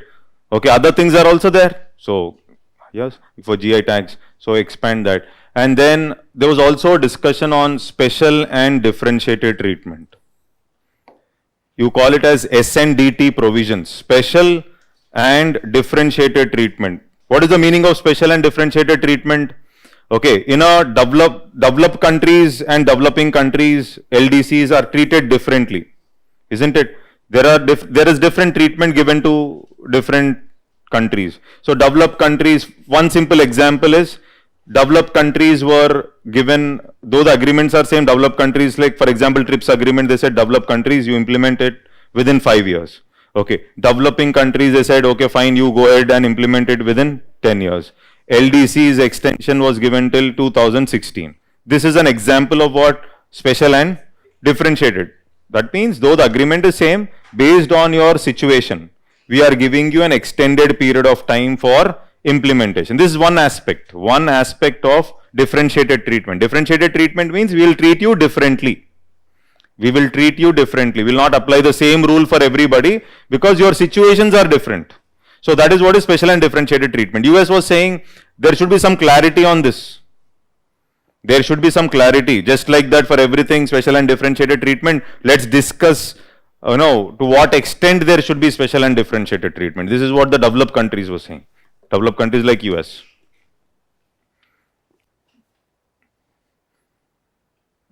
WTO at the end, one-page notes have to be made. You have to, I told you some main topics and all, you have to make notes in 15 pages, the whole economy notes. And this is one such topic. Otherwise, after one, not even 1 month, after 10 days, you will forget everything. Okay, you'll forget most of the things you'll forget. Till here, is it clear? If we write, you will remember a little more. Okay, so till here it is clear. No? So, yeah, put the heading Doha Ministerial Conference.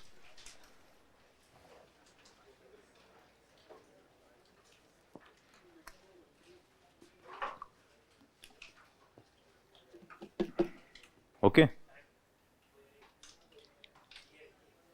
2001. 2001. Write down.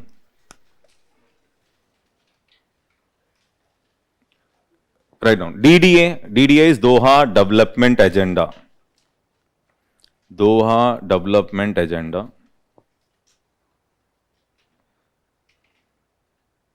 is the most important trade negotiation. Is the most important trade negotiation.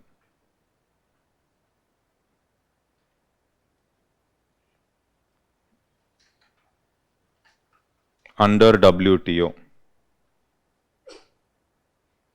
Most important trade negotiation under WTO. The main agreements under DDA include. The main agreements under DDA include.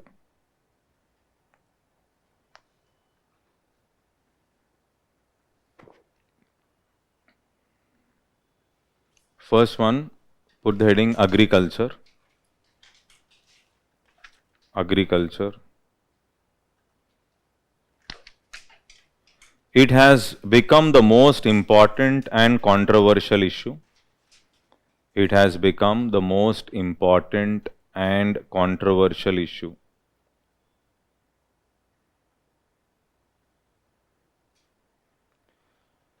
Full stop and continue. Doha round called for strict implementation. Doha round called for strict implementation of agreement on agriculture. Strict implementation of agreement on agriculture. Full stop and continue. US was opposed by developing countries. US was opposed by developing countries.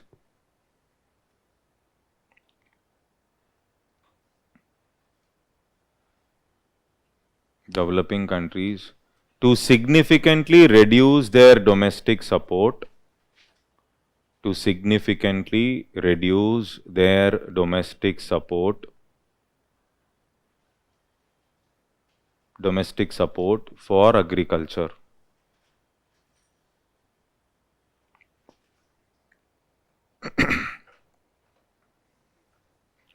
Continue. US was, full stop and continue. US was insisting upon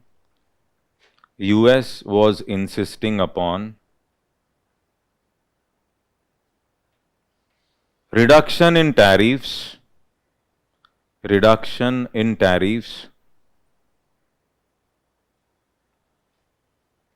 and limiting the number of import sensitive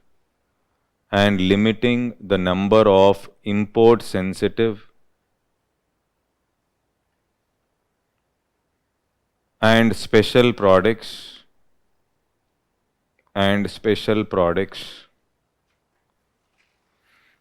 that would be exempted from, that would be exempted from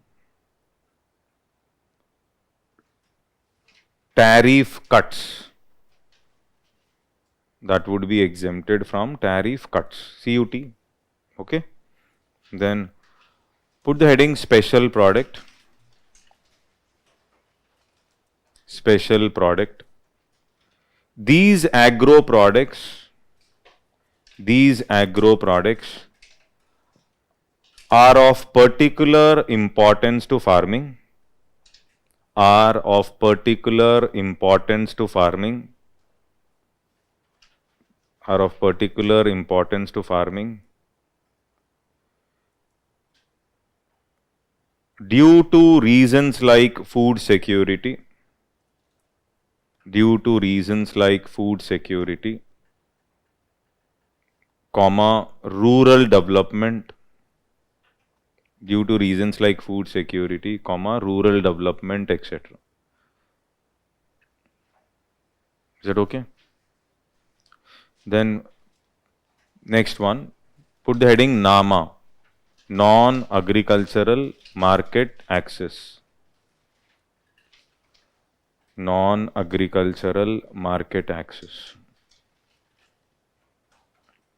These are products, write down, these are products that are not covered under, that are not covered under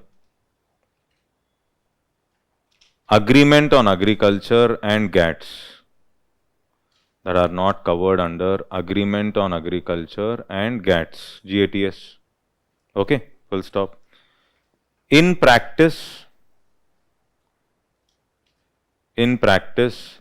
NAMA products include, in practice, NAMA products include manufacturing goods, comma, fuel, fisheries, etc. Fuel, fisheries, etc. Continue. NAMA products are important. NAMA products are important as they account for more than 80%, as they account for more than 80%, more than 80% of the world's merchandise export, more than 80% of the world's merchandise export.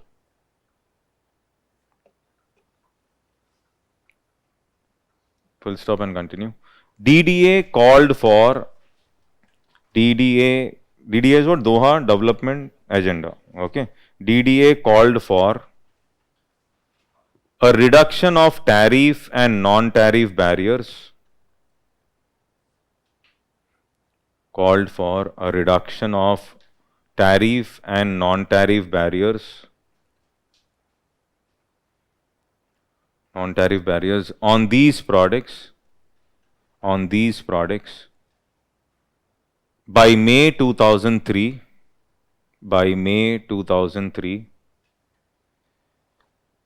but the deadline was not followed.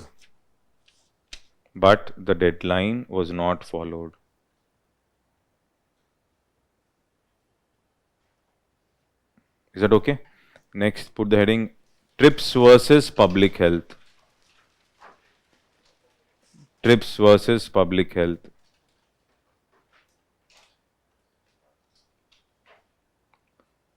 Write down. The issue involves a balance of interest. The issue involves a balance of interest between pharma companies of developed countries,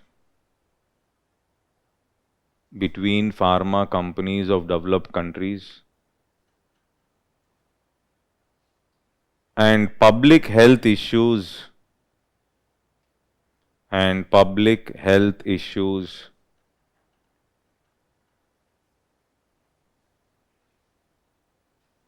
in the developing nations.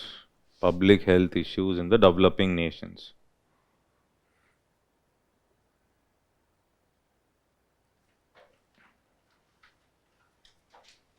To tackle this problem, to tackle this problem,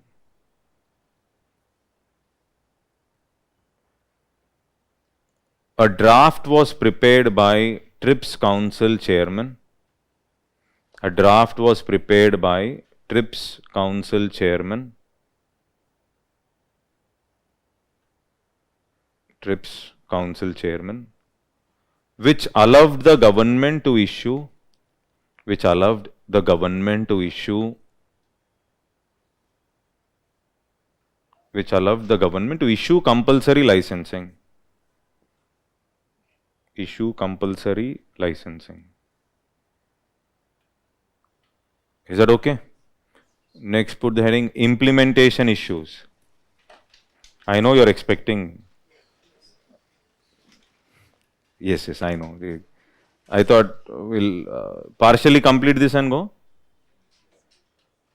Okay, take a break.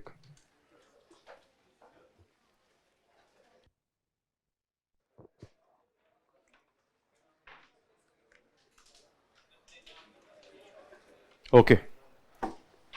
Put the heading implementation issues.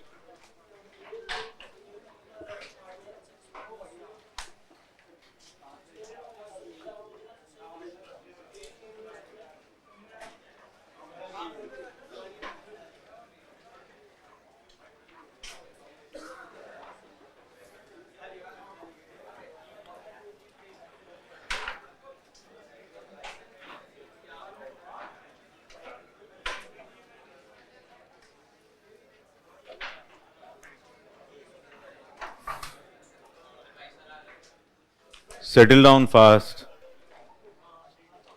Settle down. अब बताओ.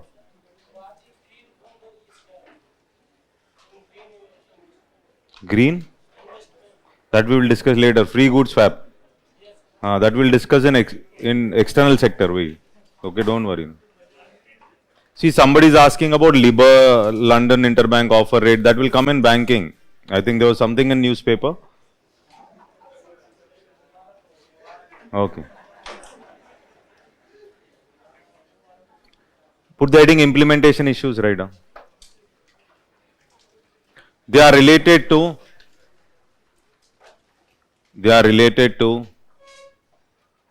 effective implementation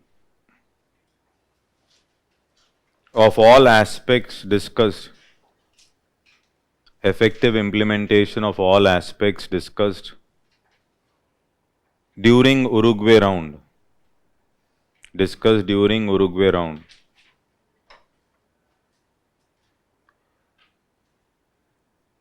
Developing countries claim that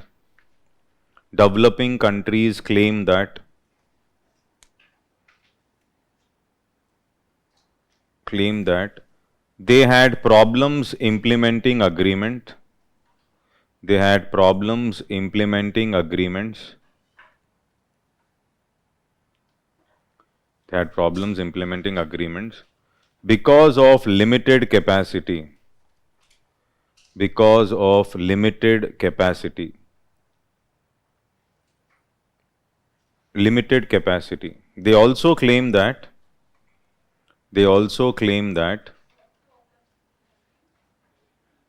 implementing agreements, not AOA agreements.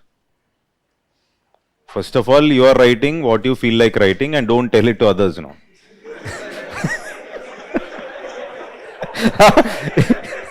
You are writing what you want and moreover you are, wait, no. Okay. Implementing agreements because of limited capacity. Continue. They also claim that they have not realized certain benefits. They have not realized certain benefits which were expected from the round. Which were expected from the round. Okay. Is that okay? which were expected from the round. How many of you have work experience earlier? Work experience. हाँ कुछ भी कुछ भी हाँ. How many of you directly right out of college? Wait. Right out of college means just passed and directly entered. Yes. Okay. Understood. Okay. They are in college. That's okay. No problem. Both are almost same. Okay. Okay. Okay. Next, special and different. We don't have time. Write down special and differentiated treatment. Special and differentiated treatment. Special and differentiated treatment. Last one. Just write 2 lines there.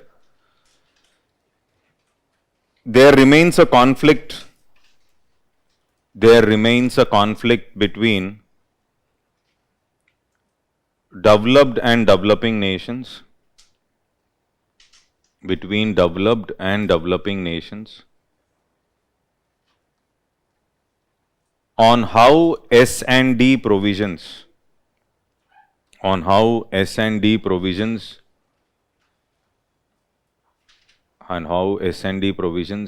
will be put in practice.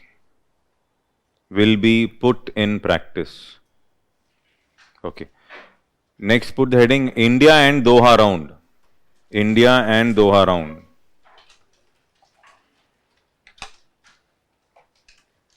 Okay, first point, write down. India supported special safeguard mechanisms.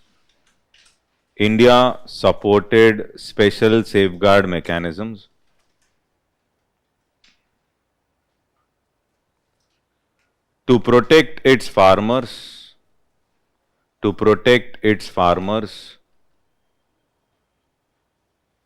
From influx of import. INFLUX. Okay. Influx of import. Is that okay? Then put the heading SSM, Special Safeguard Mechanism.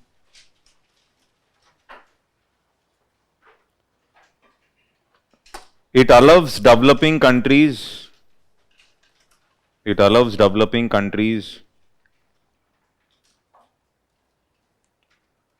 to temporarily increase import duties.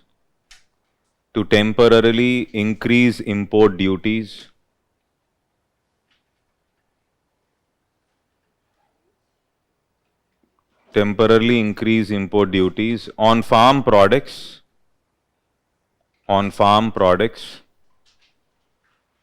So as to counter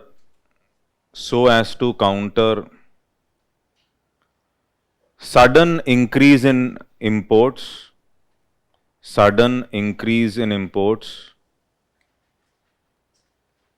Okay. Due to price falls. Sudden increase in imports due to price fall. Sudden price fall. Is that okay? Okay. Full stop and continue. This mechanism will empower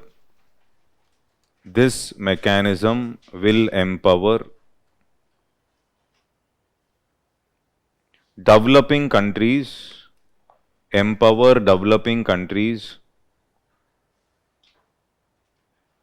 to impose additional duty on farm products.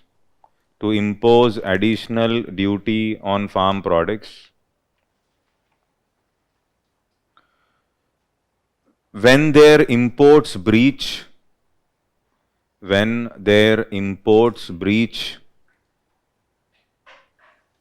specified ceilings and prices.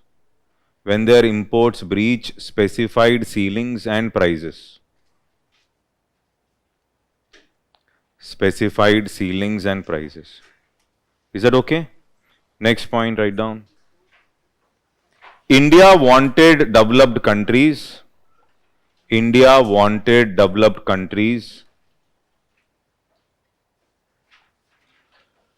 to reduce trade distorting farm subsidies.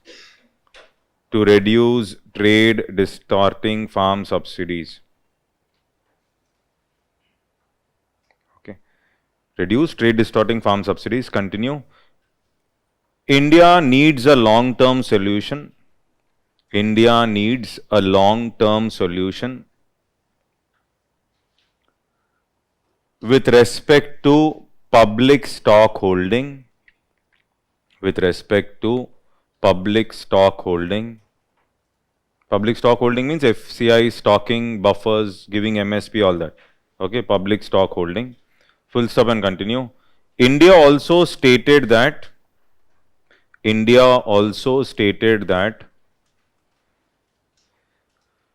GI protection should not be confined to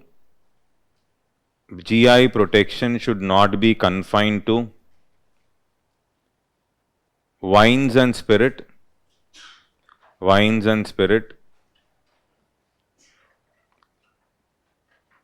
but also be expanded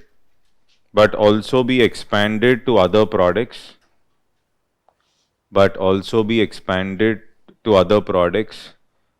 like basmati rice.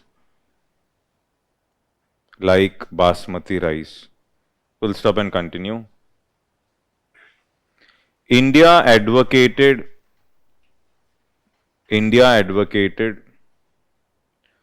for the limit on the use and misuse of genetic resources,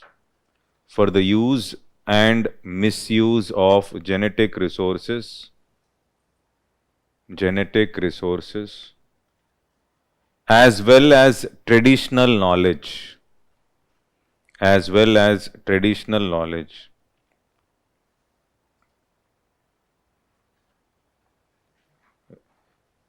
India also supported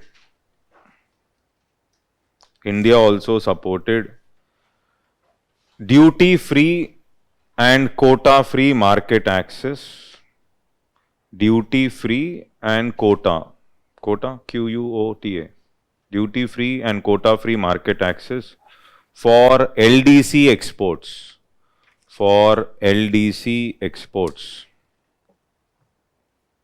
This is okay.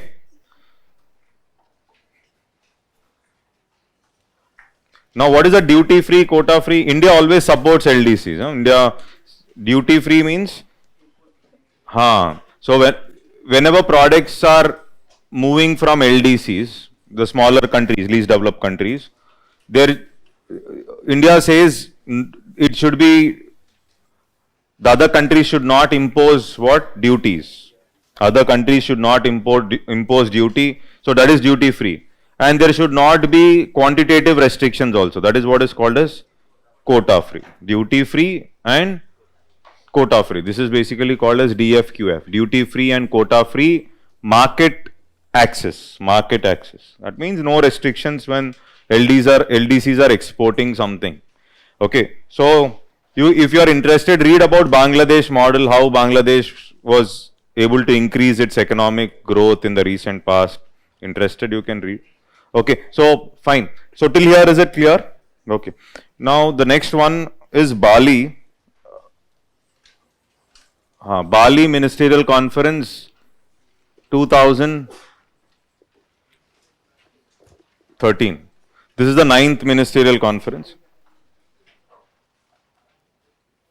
So Bali Ministerial Conference basically focused on 3 aspects. Okay. What are the 3 aspects? One is it focused on duty-free, quota-free market access for LDCs, as usual. This is, India was talking about this.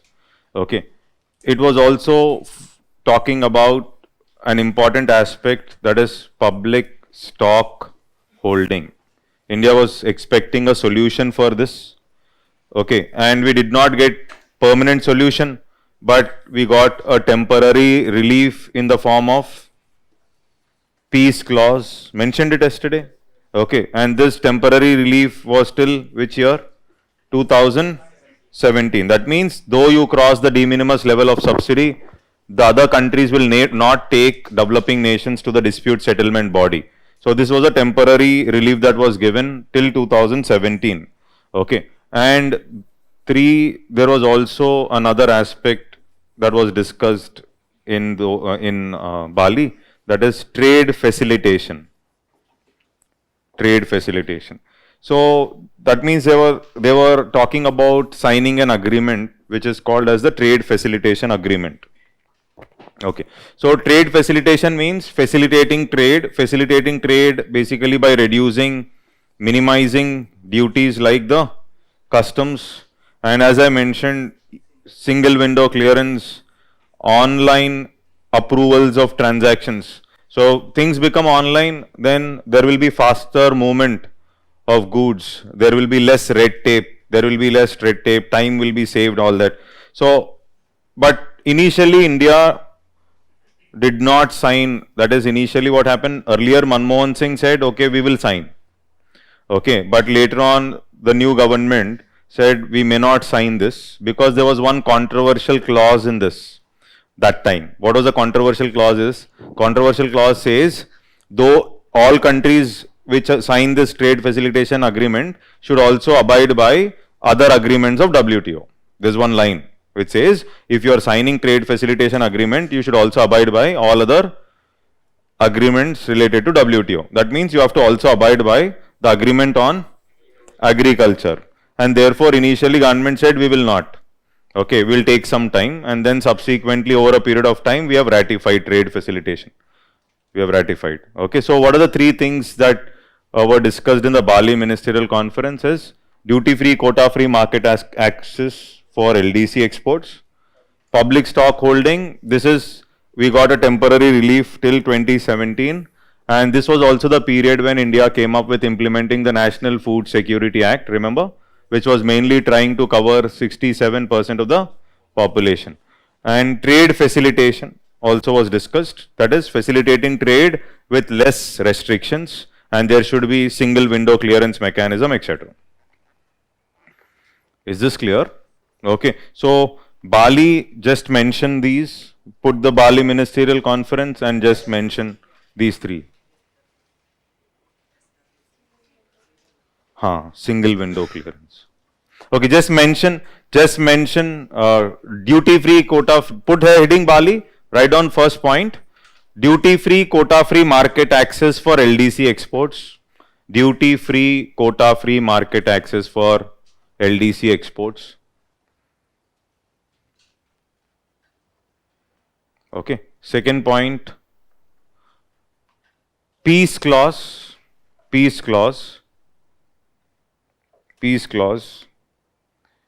which is a temporary relief, with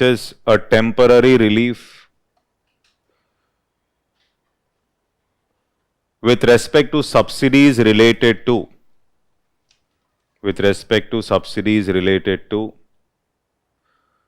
public stock holding.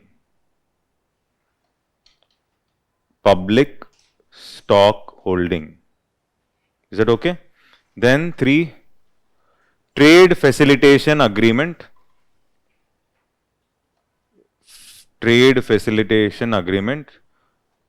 Which focuses on,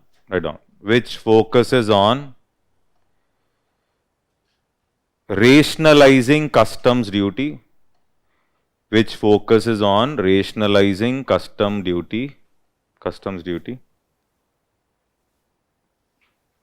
Okay.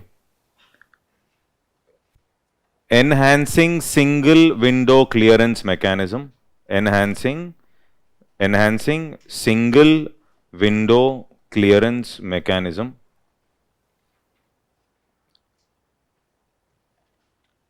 And also reducing red tape. Tapeism. Red tape, bureaucracy, there's more red tape, movement of files, and also reducing red tapeism. Today in the income tax department, income tax is almost made faceless, if you know. Okay, so that is basically earlier IRS IT officers, the taxpayer used to know.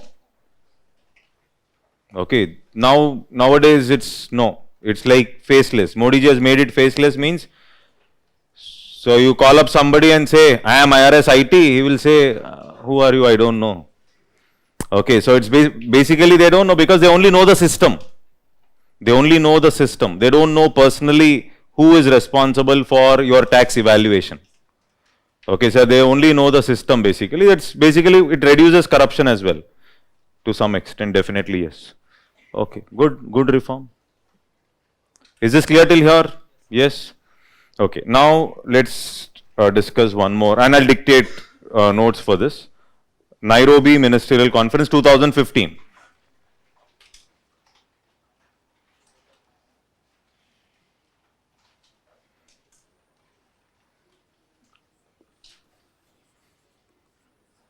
So Nairobi Ministerial Conference 2015, 10th Ministerial Conference. So what happened here? What were the main discussions that happened? Well, let's try to understand. Okay, so one important aspect is Nairobi Ministerial Conference accepted for SSM. It said, okay, fine, go ahead. Okay. One important aspect was observed. Countries like India and China, they were cornered by, on one side, wait. They were cornered, don't discuss. Okay.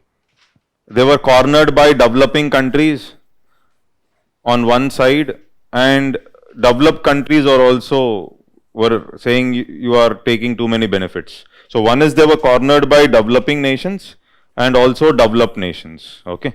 So why? Because India and China were seen as emerging markets. Emerging economies are those economies whose growth rates are at a higher rate.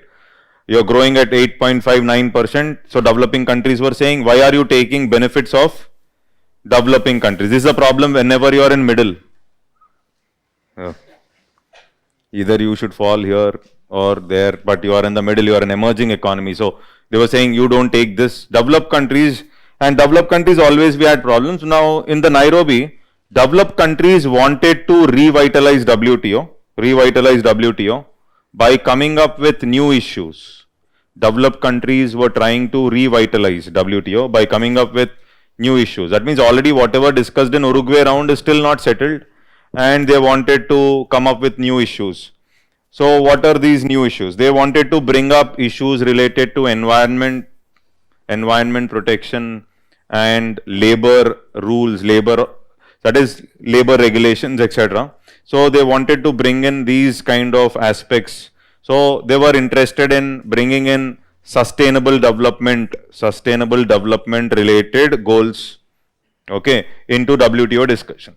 India did not accept this. India said, if you want to discuss about environment, go and discuss in UNFCCC, United Nations Framework Convention on Climate Change.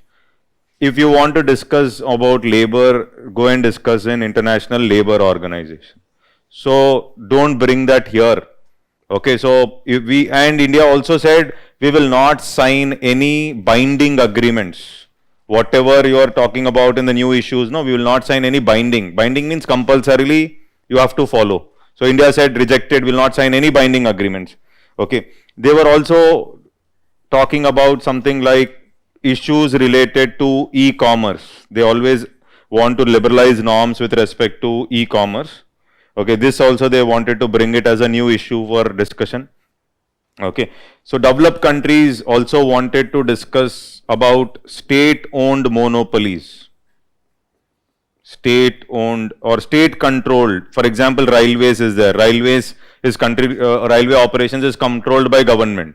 So when we talk about some designated monopolies which are handled by the state, so they were talking about those aspects also. So they wanted to, and they also started bringing issues related to supply chain management and integration with global value chains. So supply chain and global value chain integration. So they wanted to bring up issues like supply chain. They wanted to discuss about designated monopolies, okay, which are controlled by the government. And they also wanted to discuss on e-commerce. India was not so interested in discussion on e-commerce. And sustainable development, environment and labor related issues, they wanted to bring it for discussion.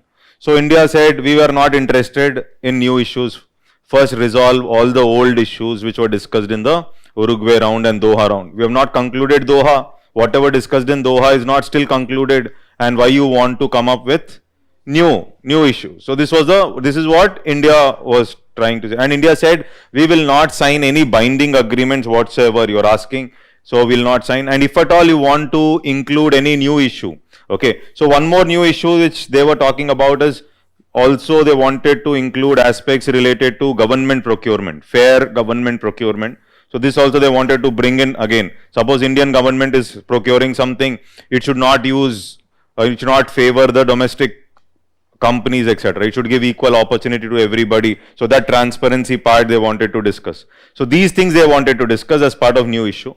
India said, if you want to discuss anything as new issue, why don't we discuss movement of human capital, movement of labor. Okay, so movement of natural persons, movement of capital. This, if you want, you put it as new issue. We will discuss. Okay, but other things we will not sign any binding agreement. India was very clear. I think it is clear, right? So what is the outcome? So what is the outcome of the Nairobi? So the outcome of Nairobi Ministerial Conference.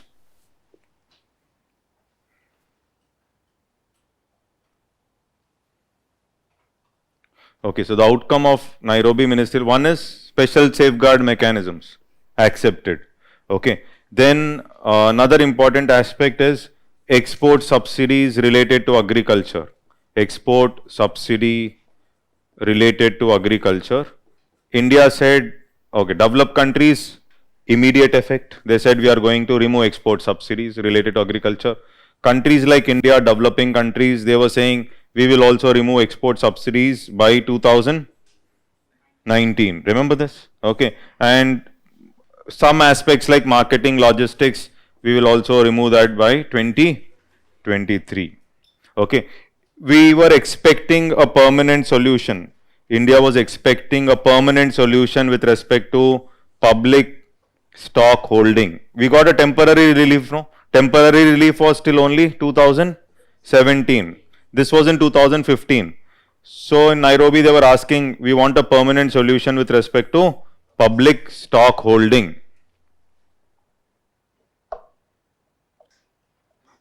Heavy WTO. No. Okay. We'll see how much you will remember. Now I'll ask. Okay. Now is it clear till here? Okay. Nairobi is clear. Okay, so before we write agreement on agriculture, there is one more entity that is we have. This is clear till here. Okay, Geneva is there. So before we write Nairobi, we'll write Nairobi. Suppose how do I prepare notes? I said at the end my economy notes should not be more than 15 to 20 pages. This is what I was saying. If it is mains, I am talking about. Prelims, no notes is required. Okay. Okay. Prelims, what you will do? Prelims, basics, solve previous questions and concepts are clear. 18 you will get right. The other two, 18 out of 20, anyhow you will not get it right. So that only UPSC knows what is the answer. Okay. So such questions are always there. So to remove two questions and 18. See, always remember, this is a game of averages. UPSC is a game of averages. Everybody should understand this. Whoever is average across all the subjects, okay, he will clear. You are exceptional in one and all others you may say, I am not interested. Okay, then UPSC will also not be interested. Okay, so this is something, game of averages, even with respect to mains papers, no, mains papers, game of averages means what? Overall, I have to decently manage my GS1, I should get 90, 95, somewhere here 105 or something like 95, 100, and then essay at least I should get some 130 or 125 if it is philosophical essay which have not understood anything. Okay, so it happens, sometimes, you don't know any essay there. After reading, you don't know like what he's asking. Then also we write. Okay, so 125, 120, and then something like optional 275. Maths, if it is, it's good, but maths we can get 304 and 305. But of course, that's also practice. But 275 is average again. 270, 275 is average. So this is what is average. Now we try for not averages. What you do is you say, yes, let me economics GS3. Sometimes suppose GS3 everybody started getting 60. It happens at time, no, 60, 65 they give. Okay, maybe they don't want to give more marks, or the person who is correcting cannot understand economics. Whatever reasons are many. See, nobody can say why, but for everybody it is the same. So everybody is getting 60, we get 70, 75. Then it's okay. That's decent. No, everybody is 70, we're getting 80, 85. But definitely, if you are thorough, we can get 95 on an average. Though he's pushing it down, also 95, 100 is possible. If above average scores, if we get, then service is pakka. 100% guarantee that you will get service. Same with respect to the prelims paper. So some students actually you try for perfection. Good, Mr. Perfect like Amir Khan and all, but now the question is, now there will be difficult questions, 17, 18 easy questions or 16 easy questions. That I will do. And polity also same, history also same. There are some history questions which even when you type it, you are not getting the answer. Okay, so you type it in the Google, no? So you're getting double answers, you know, you don't know the answer even after typing. So when system itself is not able to answer, why should we answer is the question now. We need not answer. So like that, if you manage 17, we will clear. This is how you should. So suppose there's a very tough article that is coming in the newspaper. For example, he was asking something or somebody is asking something. Very good. Knowledge wise, it's good. But now, is it important for clearing the exam? 100% no. This objective you remember and then read the difficult areas, or most difficult areas. You want to impress the examiner. First of all, the person who is collecting general studies paper, UPSC papers are set by the best professors, no doubt. That is the reason once you write the UPSC paper, you feel a great satisfaction that comes. Okay, which you will not get when you are writing a mock paper. Mock test when you write, no, you will not get that feel. Oh, I have this. UPSC is something like everybody feels 30 questions are easy and they are tempting. Another 10 also you will feel without preparation. Some students say, sir, without preparation I answered 25. Everybody will answer. Go and give the paper to your father. Okay, so he will also say, like, I have read some newspaper and I am getting 25, you are getting 26 or 35, you will get. But after that benchmark of 35, 40 prelims question, now you have to increase, no? So that time the real stuff comes out, no? It becomes difficult, no? That last 5 questions, last 4 questions, there your talent is going to be checked. So therefore, on a general note, if we can study, so question papers are like that. But for example, in GS3, you have economics is there, you have other subjects also. What are the other subjects you have? Science and so that means, do you think they'll bring a science and technology expert? Okay, maybe somebody coming from NASA evaluating your sheets. No. So basically a generalist kind of person only. So you can't give the sheet to 4 people for 4 subjects and make him evaluate. So that means if I write 10 great, extraordinary, mind-blowing Shakespeare points also, that fellow will not, probably he may not understand.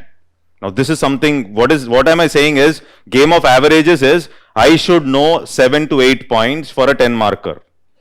And I should know some facts. No, I want to add on great points which others are not writing. I want to put 1 or 2 exceptional points. You think that that fellow will recognize and realize that you are an evolved being. No.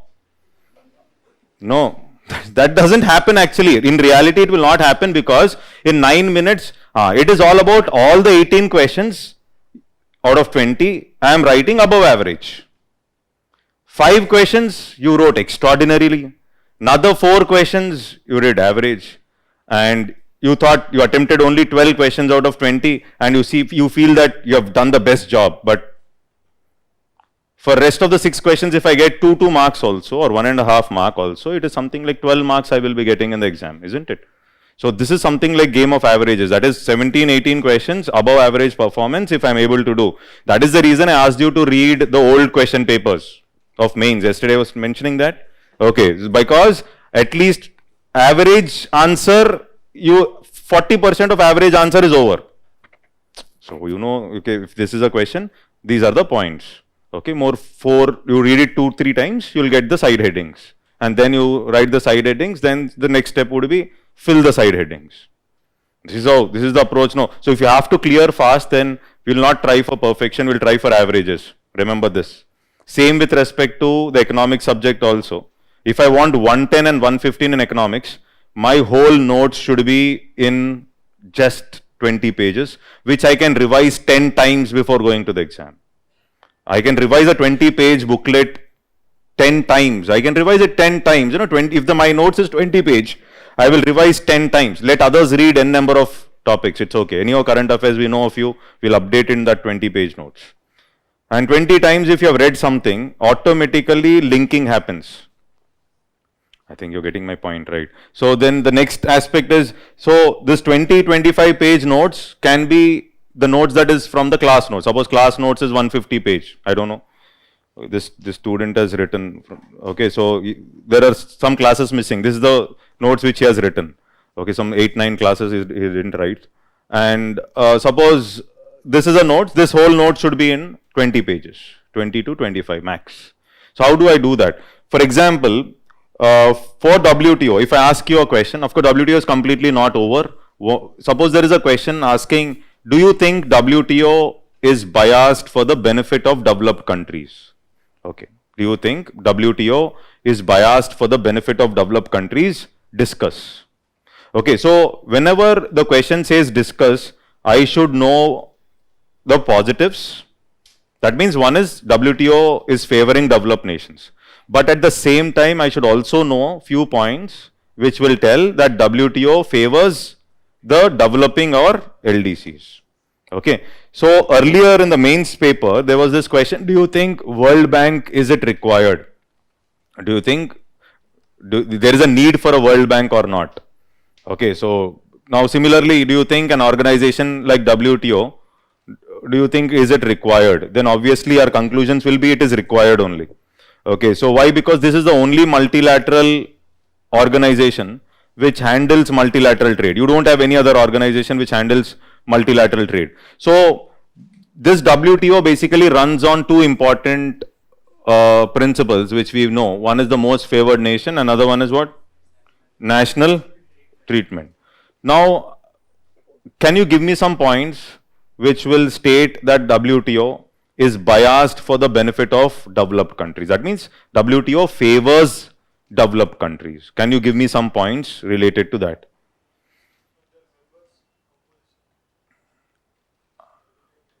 Actually, WTO members is all fine. Why? Because in WTO, that's a positive in fact. Why? Because WTO, the decision making is based on consensus. In WTO, decision making is based on consensus, unlike IMF.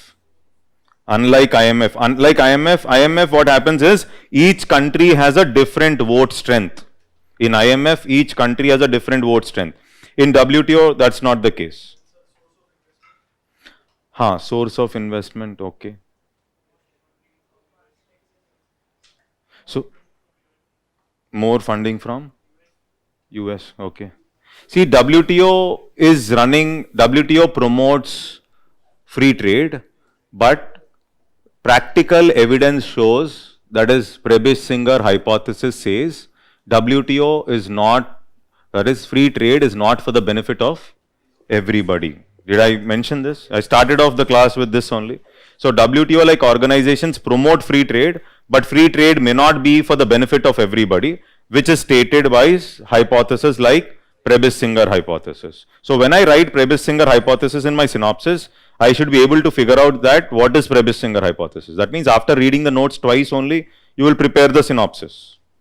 Before reading, there is no question of preparing notes. Notes you can prepare only after reading at least twice. You should know what is there, and then the best notes comes out. Okay, then what else? So if I have to talk about TRIPS basically, remember TRIPS was mainly stringent, and it was favoring whom?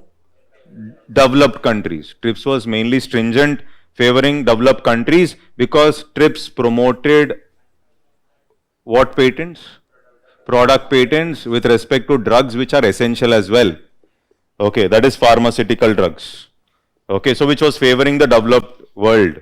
Okay, just think from these lines, agreement on agriculture, developed countries were increasing green box subsidy, but they were putting restrictions on amber box, and India's core subsidies like MSP are part of amber box. This is also a point. So indiscriminately they were increasing the green box subsidies. Okay. If I have to talk about agreements like TRIMS, okay, developing countries cannot implement these because of limited capacity, okay. And if I have to talk about agreements like GATS, developed countries are more focused on liberalizing norms with respect to mode 3 and mode 2, but they were putting up restrictions on mode 4, mainly mode 4, mode 1 also, but mode 4 mainly. Mode 4 deals with what? Human capital. Okay, is that clear? WTO said we will solve the problems of dispute settlement mechanism, but countries like US have dismantled the crown body called the dispute settlement body based on non-reappointment of judges to the appellate body.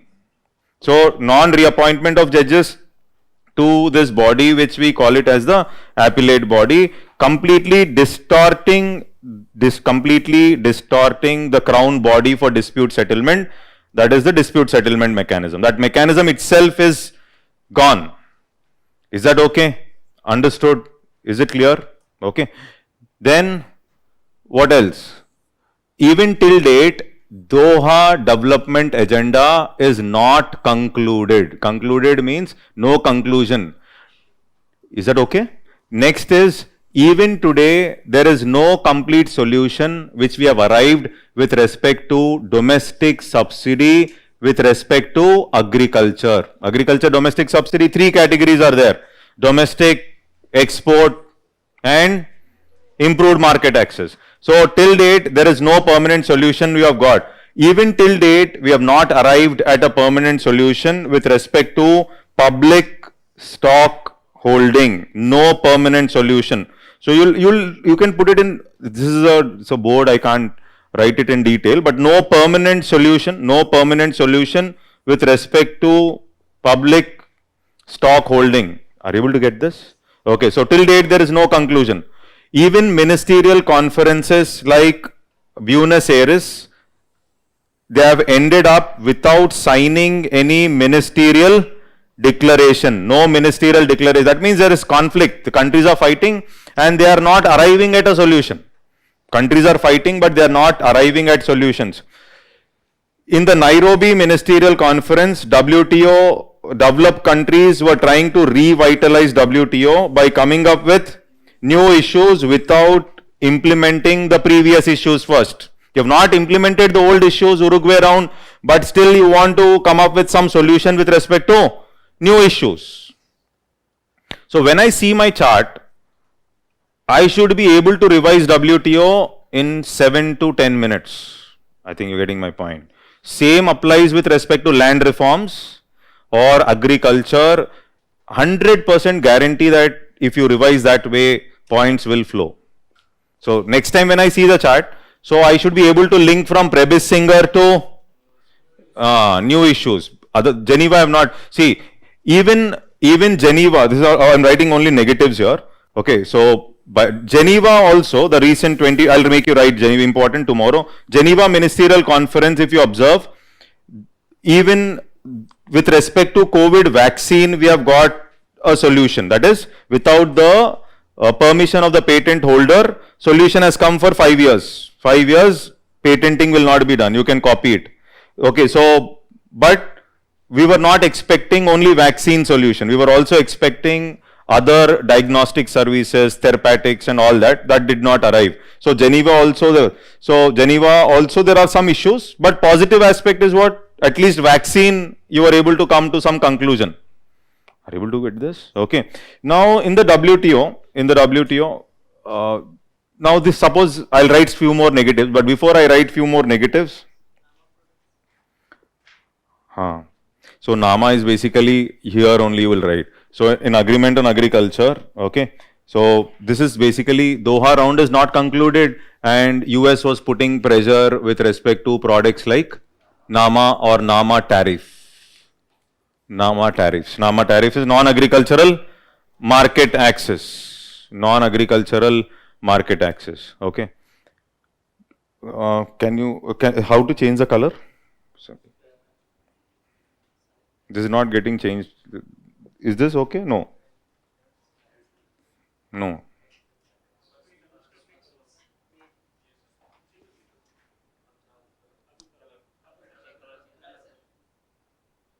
Now it will. Okay. So now, can you tell me some positives?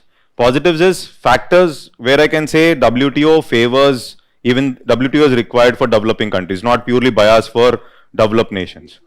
Okay. So first is in WTO, decision making is based on consensus, unlike bodies like IMF.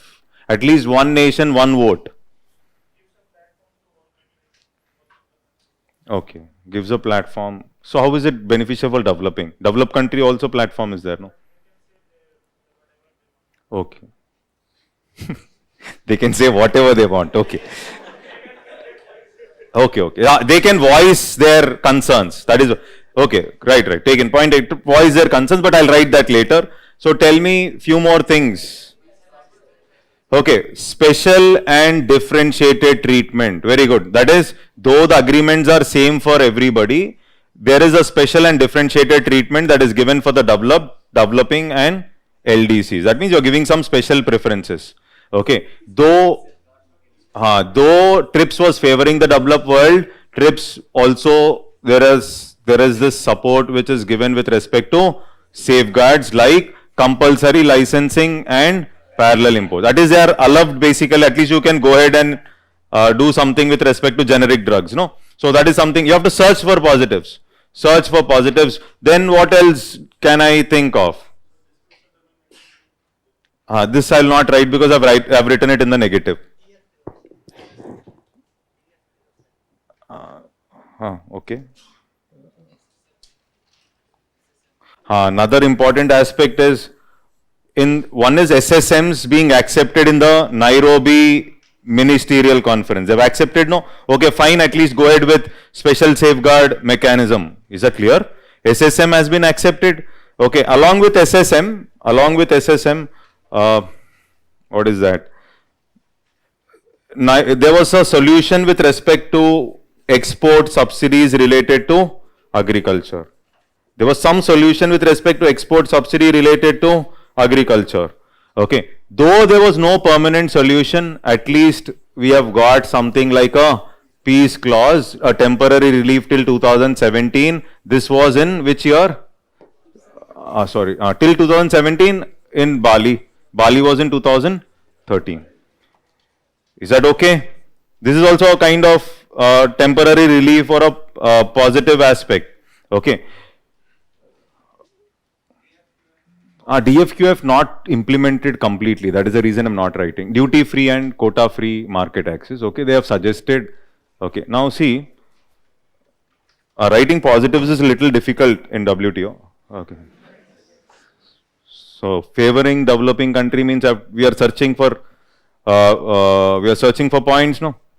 Okay. So, but one agreement, last agreement for discussion, one small agreement. There was this agreement called as agreement on textiles.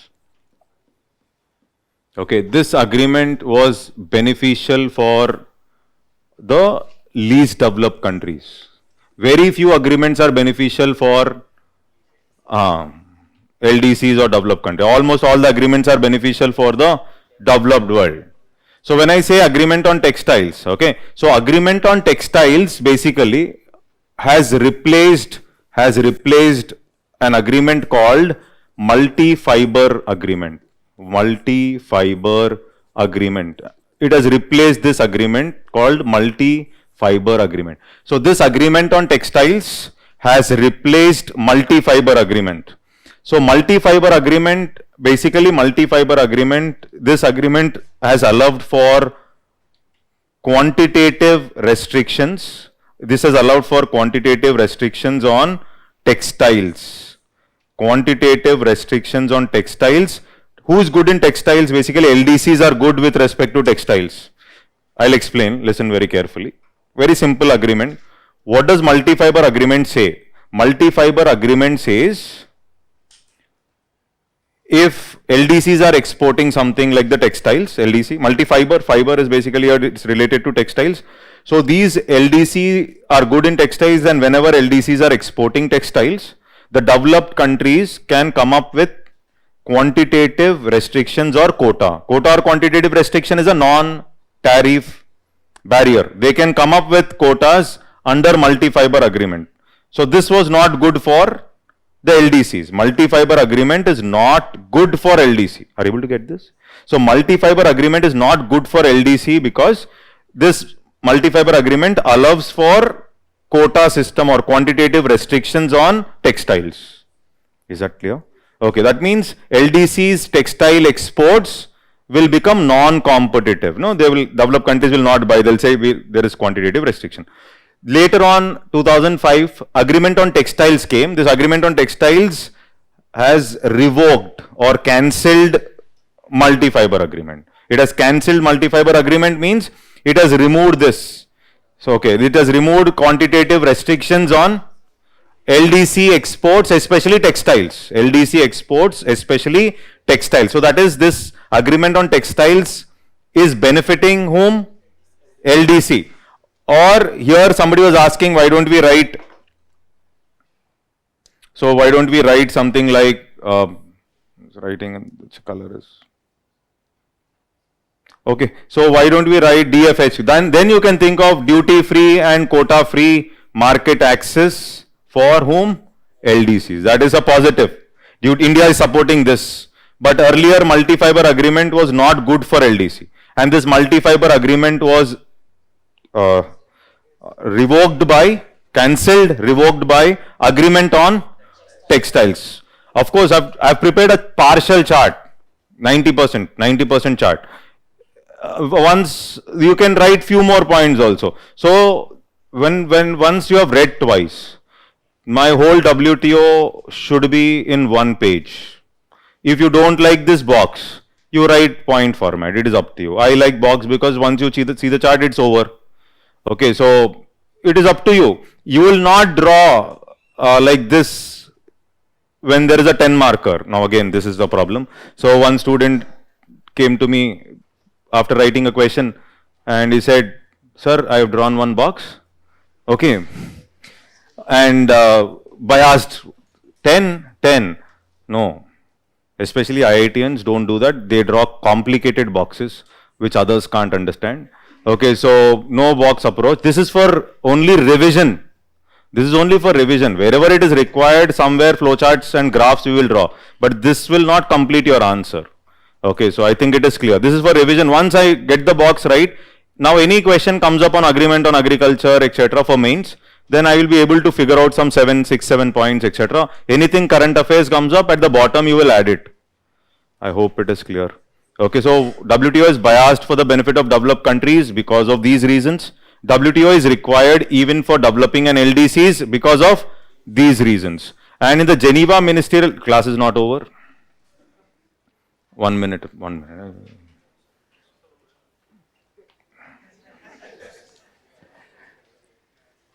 Okay, Geneva Ministerial Conference. Okay, there were one or two things which are beneficial for countries like India. So, which we will discuss tomorrow. I hope you have understood how to prepare. Okay, thank you.